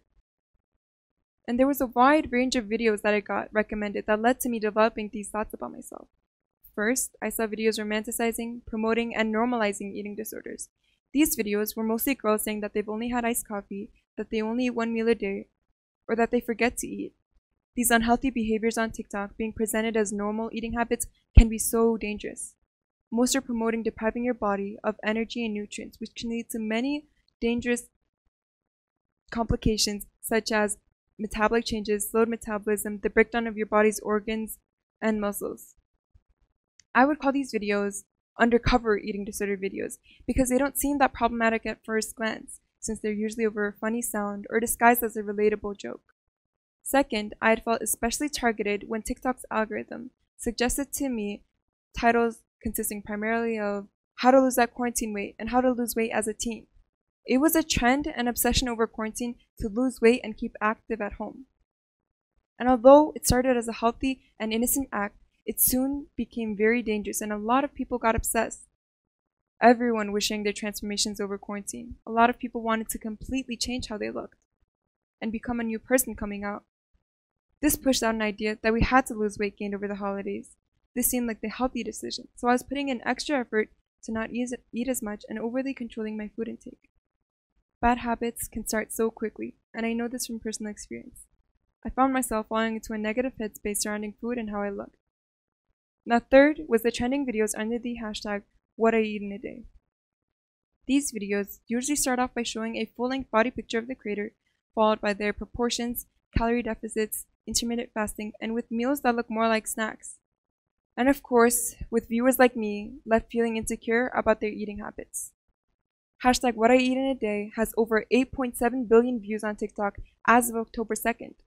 This is an incredibly large number for a single trend that showcases several variations of eating habits, with a lot of them being dangerous. The National Health Services in the UK recommends around 2,000 calories a day for women and 2,500 for men. A lot of women following this trend were consuming half of their recommended servings, and videos like this had millions of views on them, promoting toxic eating habits as normal and healthy. On any given day or hour, you can find an alarming number of videos about food that lead into harmful dieting tips and trends, and they often glorify unhealthy eating habits. TikTok pushed eating disorder-related videos, spreading these messages to users through their For You page. Now, although there is a small chance eating disorders are genetic, most of the time it's a learned behavior. So it's very dangerous how normalized it is. And due to TikTok's algorithm, there's an endless amount of content that can change your mindset and teach you how to have this horrible disorder. And as quarantine dragged on, TikTok's content increasingly focused on physical appearance, creating an obsession for the users to mirror. The content was just everywhere, subconsciously planting seeds in young viewers' mind that losing weight should be everyone's ultimate goal. A lot of hashtags such as thinspo, meanspo, fitspo became trending. These popular hashtags were banned, but a lot of users misspelled them to avoid shadow ban, and still use them with thousands of videos under them. TikTok has a feature of blocking videos, but not hashtags, so this stream of content continues to spread. The pro-anorexia community contained videos showing extreme calorie-restricted diet plans, personal stories or experiences, purging methods, diet tips, and users pairing up with each other to encourage each other to lose weight. And while I was researching for this talk, I asked my close friends what they thought about the topic, and surprisingly, they all knew exactly what kind of content I was talking about. And during the summer of 2021, during the quarantine, they all went through the exact same experience as me. Some didn't stop and don't want to stop this behavior, but they say that the reason that they do this is because of insecurities and the importance of beauty in today's society. And so a lot of teens take most of their tips and inspiration from TikToks. Teenagers are at a stage when peer pressure and social influence is a huge part of their lives, and it shapes who they become in the future. Eating disorders have a huge impact on the quality of a person's life. A lot of the time, people with eating disorders experience the most difficulties when their symptoms have progressed to a point that impairs their daily lives.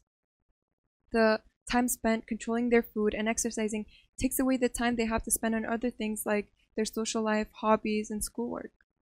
This disorder can break a lot of personal and professional relationships that took a lot of work to establish. Therefore, it is important for people with eating disorders to seek treatment upon becoming aware of the problem. Beauty depends on our own perceptions, and I want everyone to know that. There is no universally accepted definition of beauty. Every culture has their own. But every day, teens are filled with displays of ideal beauty. We forget that beauty standards are artificial and differ everywhere. TikTok lacks diversity and shows the same form or mold over and over again. For example, the top 3 most famous creators, Charli D'Amelio, Addison Rae, and Bella Poarch, for example, all have what TikTok deems as perfect features, like big eyes, small nose, and lighter skin without any blemishes. These creators have up to 124.4 million followers. They're pushed out to young girls as the standard that we're supposed to fulfill. It was found by Girl Guiding UK that 45% of 11 to 21-year-olds agreed that they have seen harmful images online that have made them insecure. From this number, 45% agree that it's because they don't look like them, 52% agree that it's because they all have the same bodies, 60% agree that it's because they feel pressured to look more like them, and 78% agree that it's because they all have the same perfect look. These figures are huge, taking into account that an individual's appearance does not influence their ability and intelligence or skill. However, beauty seems to be so important in young girls' lives and how they carry on with it. And social media apps like TikTok have a big influence on girls and women. It's no big surprise individuals are under increasing pressure to change themselves. People were even turning harmless content into inspiration for disordered eating. I would look at the top comments of any thin creator to see comments like, "I wasn't planning on eating it anyway," or "Okay, I'll put the chips down." Not only are these comments entirely necessary, but they spread the message that if someone appears to be thinner than you, that you should just stop eating, an idea that is unquestionably triggering. The basis of why beauty has become so important is a complicated one. A lot of young girls think that beauty defines their worth. TikTok feeds off of this insecurity, just like the beauty industry and the media. They feed upon young girls' insecurities to sell their products, get people addicted, and get money. Only an unreachable and overly sexualized version of beauty is presented in the media. To look or feel beautiful, you should not torture yourself with these beliefs. Spending your time and energy examining perfectionist beauty ideals is more harmful than beneficial. According to Linda Bacon, a PhD, dieting limits the happy chemicals in our brain, which can affect our mood, and the pursuit of weight loss is actually more damaging than high weight itself. So now that we've discussed the problem and the significance of the problem, let's look at the future. What can parents do? First, you need to know your child's username and follow them. Then you need to be very aware of the type of content they like and post. Secondly, you need to advise that anything they put out on the internet could come back and hurt their reputation. As a result, just let them understand the dangers of the app and also let them have fun as long as they're not hurting others. Remember, parents and guardians, prevention is crucial. Once you see content like this and learn these behaviors, it's very hard to quit. Now, for the teens with symptoms of eating disorders or have seen content like this, I strongly advise you to take your concerns very seriously. Eating disorders can be a very sensitive topic, but reaching out to a trusted adult or a professional is the first step to recovery. Discussing it with a professional will help you receive the right care, evaluation, diagnosis, and treatment plan. It's very hard and almost impossible to go through recovery alone, as it is a both medical and mental disorder. So please, if you are going through this, talk to someone. Now in conclusion, TikTok is addictive and dangerous, just like any other app, but it can be used safely. And anyone can addict it, not just teens.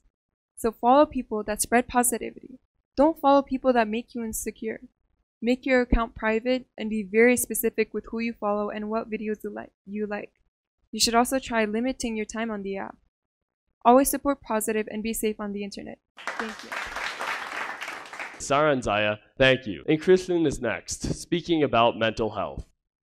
7,897,044,450 people live on our planet. Wait, one more was just born. 2, 3, no, 4. You know where I'm going with this. From this growing number of people, 1% is 78 million. 1%. I don't even know the 1% of the 1%. In fact, Mongolia can't even make 1% of the population. We merely know at most 15 people personally. And I'm even stretching the number when I say 15. However, with knowing what can only be described as less than a crumb of the world's population, we fail to understand, accept, and respect one another. Why?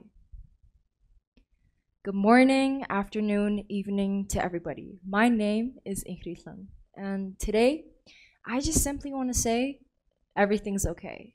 If not, everything will eventually be okay, because as we know it, it never goes as we plan. That all we could do is hope for the unknown to be brighter and easier than how things are now. Through this speech, I want to show you the importance of the smaller things in life, specifically the emotions we feel. Through what I'm about to say, you will see how emotions and surprisingly thoughts will build up to become mental health issues, ultimately answering majority of the world's biggest and fundamental issues. I have a dream that my 4 children will one day live in a nation where they will not be judged by the color of their skin, but by the content of their character. I have a dream today. Martin Luther King Jr. Tonight in this election, you, the American people, reminded us that while our road has been long, while our journey has been hard, we have picked ourselves up. We have fought our way back, and we know in our hearts that for the United States of America, the best is yet to come. Barack Obama. During my lifetime, I have dedicated myself to this struggle of the African people. I have fought against the white domination, and I have fought against the black domination. I have cherished the ideal of a democratic and free society in which all people live together in harmony and with equal opportunities. It is an ideal which I hope to live for and to see realized. But if needs be, it is an ideal for which I am prepared to die. Nelson Mandela. Why were these speeches deemed the best speeches of all time? Why were they so impactful? How did they not only move people, but revolutionize society? When it comes to speeches and conversations, it is crucial that the audience and the listeners connect and understand what you are saying. With that being said, let's talk about the importance of time. Martin Luther King Jr., Barack Obama, Nelson Mandela made the most outstanding speeches of not only their time, but of history. Why? They made speeches for people that needed to hear all the reasons to have hope, to have faith, and that related to their struggle, that still had passion. For instance, Martin Luther King Jr. made his iconic speech during the Civil Rights Movement. Barack Obama's inspiring speech was his victory. Nelson Mandela's "I am prepared to die" speech was given in trial, speaking volumes for all the belief he shared with the world. The point I'm trying to make is that all three speeches had an audience that were in the same mental state as them, which is why time is so important when it comes to opening up. Just imagine if Barack Obama made a speech in the early 1900s. Would his speech still have the same amount of impact as it did during 2008? As the content of Martin Luther King Jr., Barack Obama, and Nelson Mandela's speeches spoke to the struggle of their audience, I believe it's pivotal that it's time we address the most basic yet important problem of all, our mental health. As you would imagine, everyone goes through a variety of emotions and states of mind throughout their day. So when conferences and speeches are talking about the future that we can't predict, or the success that one could make, or the possibilities of how you could be the best version of yourself, without the audience connecting and relating to what the person is presenting, no one could really understand the content of the speech at its fullest potential.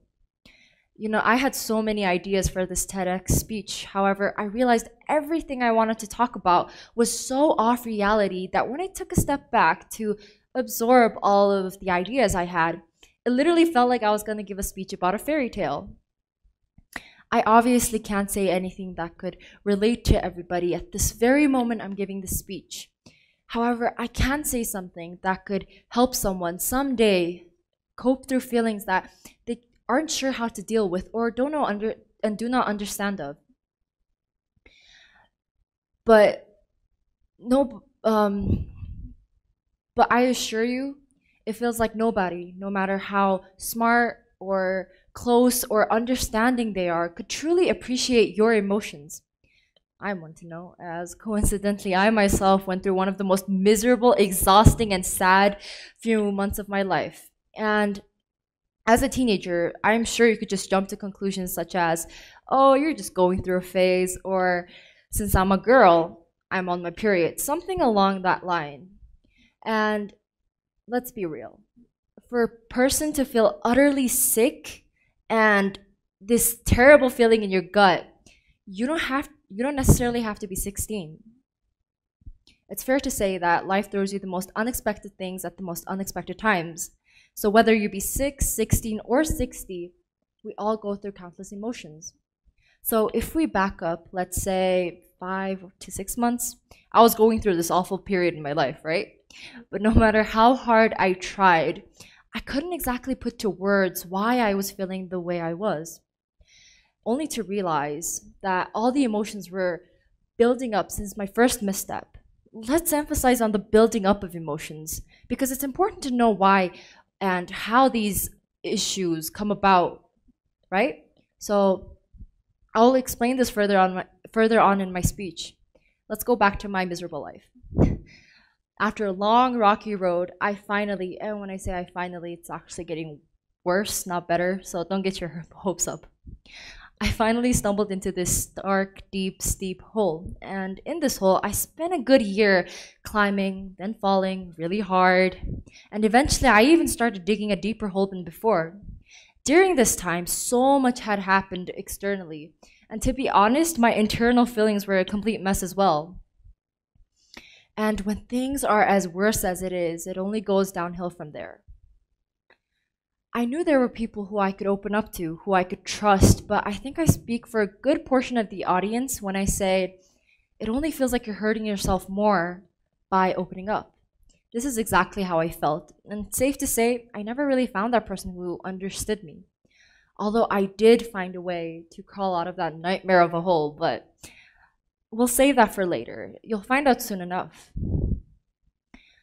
Now remember how I mentioned the building up of emotions, how it is crucial to understand where these flooded emotions come from. Well, on a more factual note, Harvard Health stated that at some point, nearly everyone encounters stressful life events, the death of a loved one, the loss of a job, an illness, or a relationship spiraling downwards.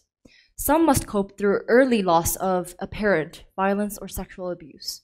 While not everyone who faces these stresses develops a mood disorder. In fact, most do not. Stress plays an important role in depression, continuing on to state that stress has its own psychological consequences. It triggers a chain of chemical reactions and responses in the body. If the stress is long-lived, if it's short-lived, the body usually returns to normal. But when stress is chronic or the system gets stuck in overdrive, changes in the body and brain can be long-lasting. From this, the two endings stood out the most to me because it practically gives me all the answers I need from a scientific perspective. It shows from a valid and statistical point that I'm not totally insane for feeling the way I'm feeling. There was also a part that mentioned that it's a chain of chemical reactions and responses in the body and how one mental health issue plays a role for another.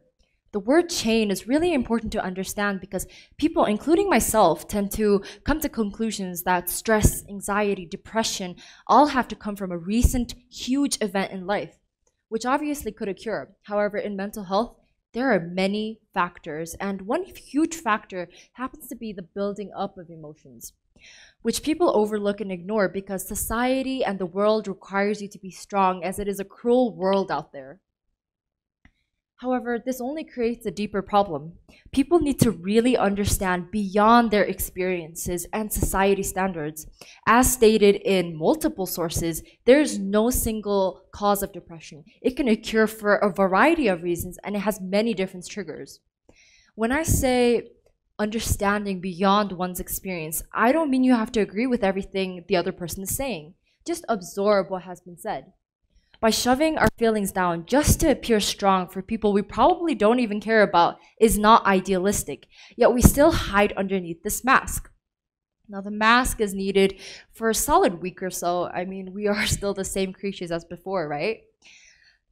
But the mask has many representations, such as embarrassment, disappointment, anger, sadness, broken heart, frustration, you name it.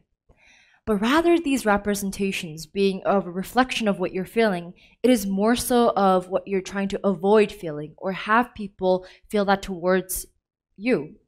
For example, I was terrified, and I mean terrified, to open up about my anxiety and depression because I thought I would seem pathetic in front of my peers or disappoint my parents, or most importantly, I thought that people would judge me because I had privileges that others don't. This was what my mask represented. Shame for having emotion. Your mask might be completely different from mine, but nonetheless, we all have one.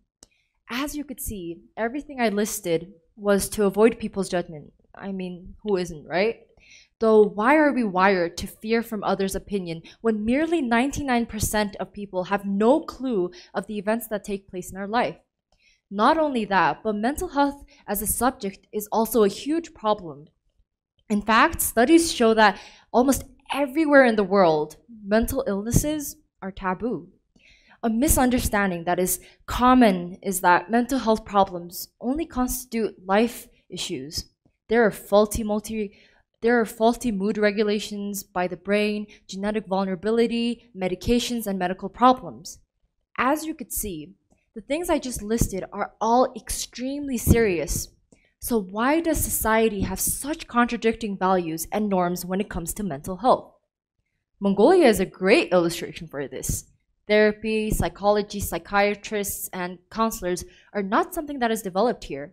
And having a mental health issue like anxiety and depression is certainly not a concern, because it is ideal to cope through it yourself. In many cases, Mongolian parents just seem to never accept that their children might have mental health issues.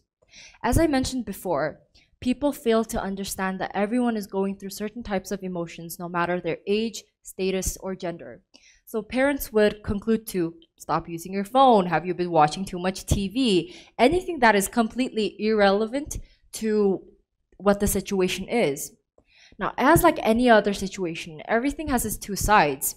In a way, being straightforward towards hardships and looking at it from a simpler angle makes it easy for us to cope with, in cases such as mine where it wasn't severe enough to be an illness. However, overlooking something as important as mental health should not be an ideal. Without mental health, there would be no health.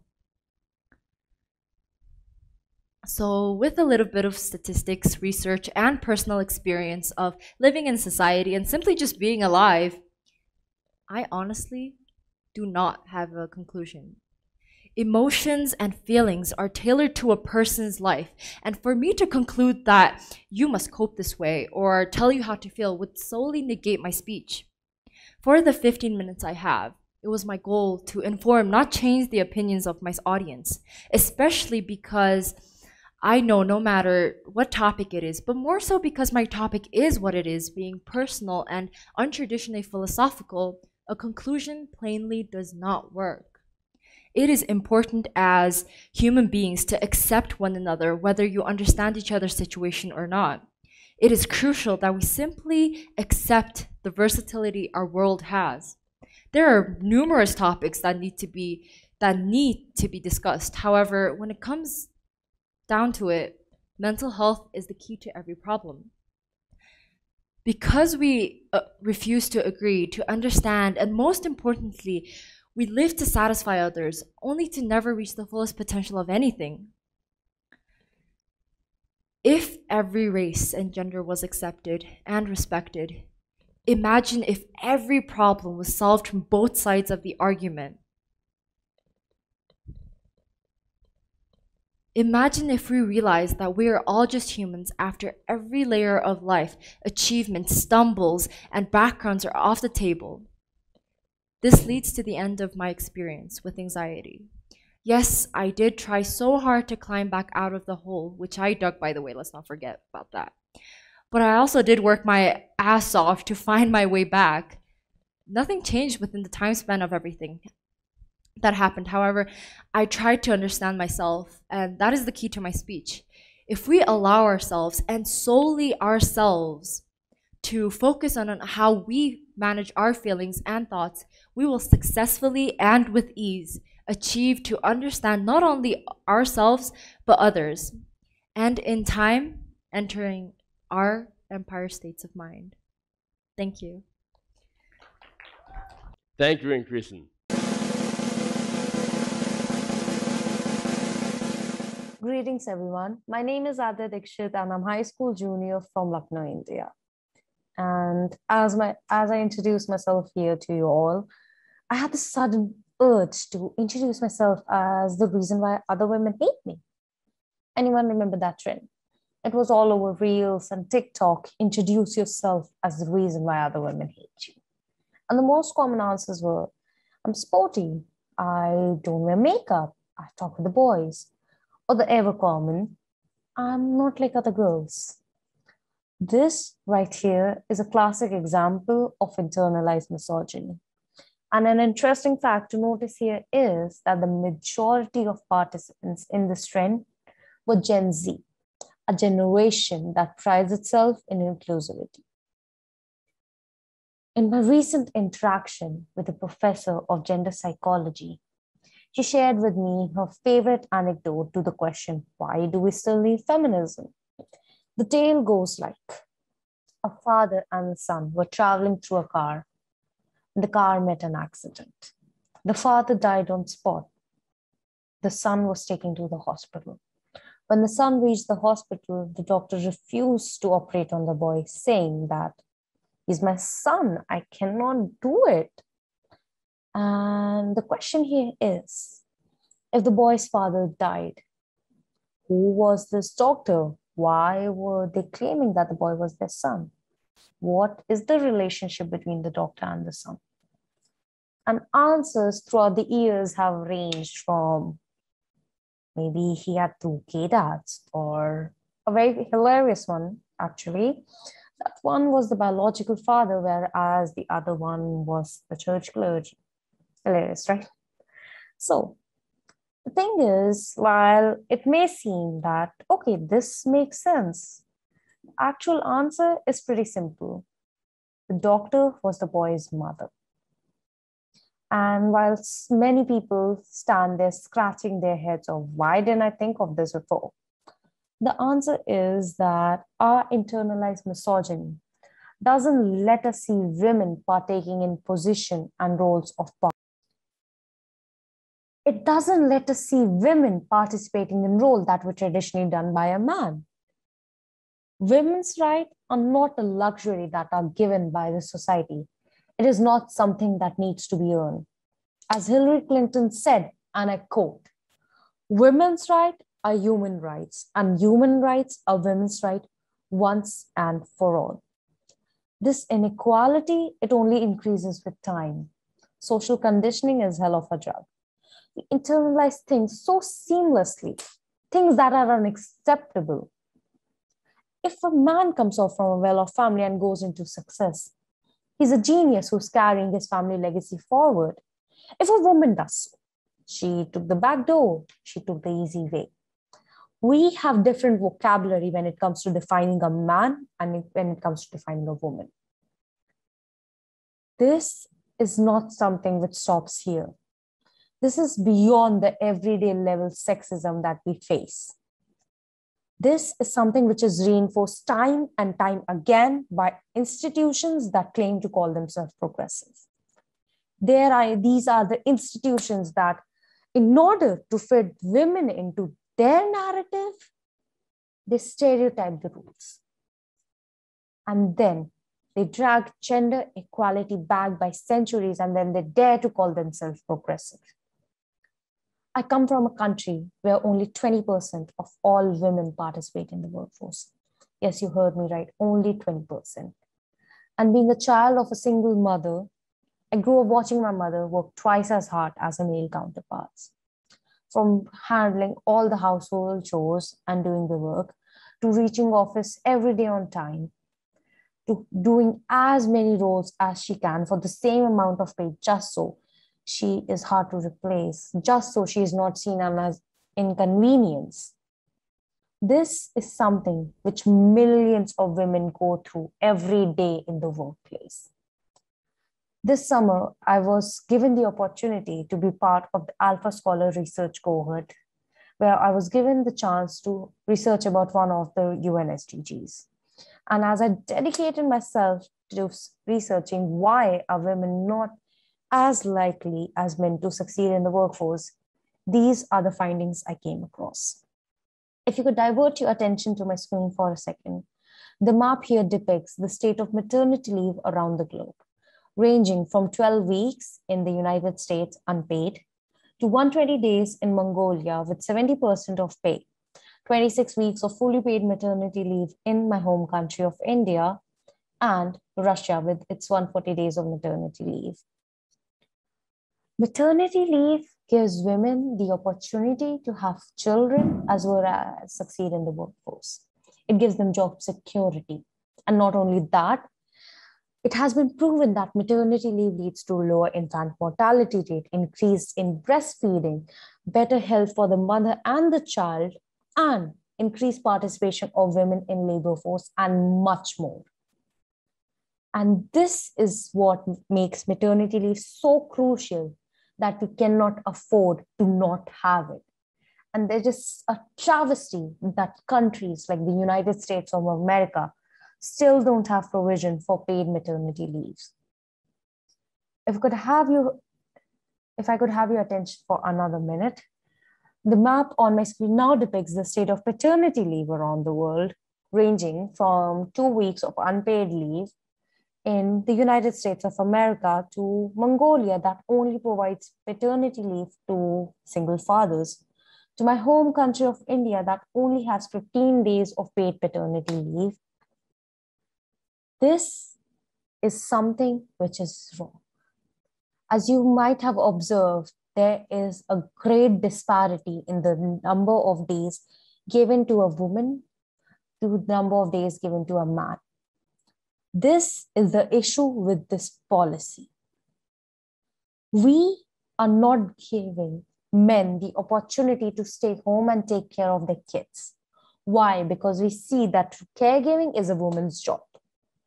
We are overburdening our mothers and undervaluing our fathers. We are completely neglecting the role of fathers in child rearing. Why are we so obsessed with the notion that caregiving needs to be a woman's job? Why? I dare to ask why, while we are all stuck in the same storm, we don't have the same boat. Why? This stereotypical policy right here is the heart of the current world's wage gap. This policy gives an unfair advantage to men. This policy is what creates the economic divide. This is what adds the additional cost when it comes to hiring a woman. And this is why companies all around the globe practice these traditions of giving preference to men. While considering for a promotion, when both the people have similar credentials, a man's worth is only till the part of what are his qualifications and what are his contribution. But when it comes to promoting a woman, the search goes way beyond. What is a personal relationship like? Is she planning to have a kid anytime soon? Is she married? Does she have kids? Is she going to be able to travel? We do not give women the choice to choose, make these choices for themselves. We assume, we don't let them succeed. And when it comes to employers, the only answer that comes is we have to pay the bills. This right here is why no country around the globe has been able to give women the same amount a man earns. For every dollar a man earns, no country in the world right now has been able to give women the same very amount. Countries like Rwanda, Iceland, and Hungary have taken initiatives, have introduced policies to have fair, inclusive policies such as paternity leave and shared parental leave. And these are the countries that have reached close to achieving parity. If by year 2030, we want to see gender equality as a success, we need to look within and beyond. We need to call out our own internalized misogyny and lobby for fair, inclusive, and just policies. Thank you. Once again, a thank you to all the speakers who have taken the courage to share your ideas with all of us. And a special thank you to all the staff who put their hard efforts into making this possible, and KFC for sponsoring this event. Ladies and gentlemen, thank you for listening. Please enjoy the rest of your evening.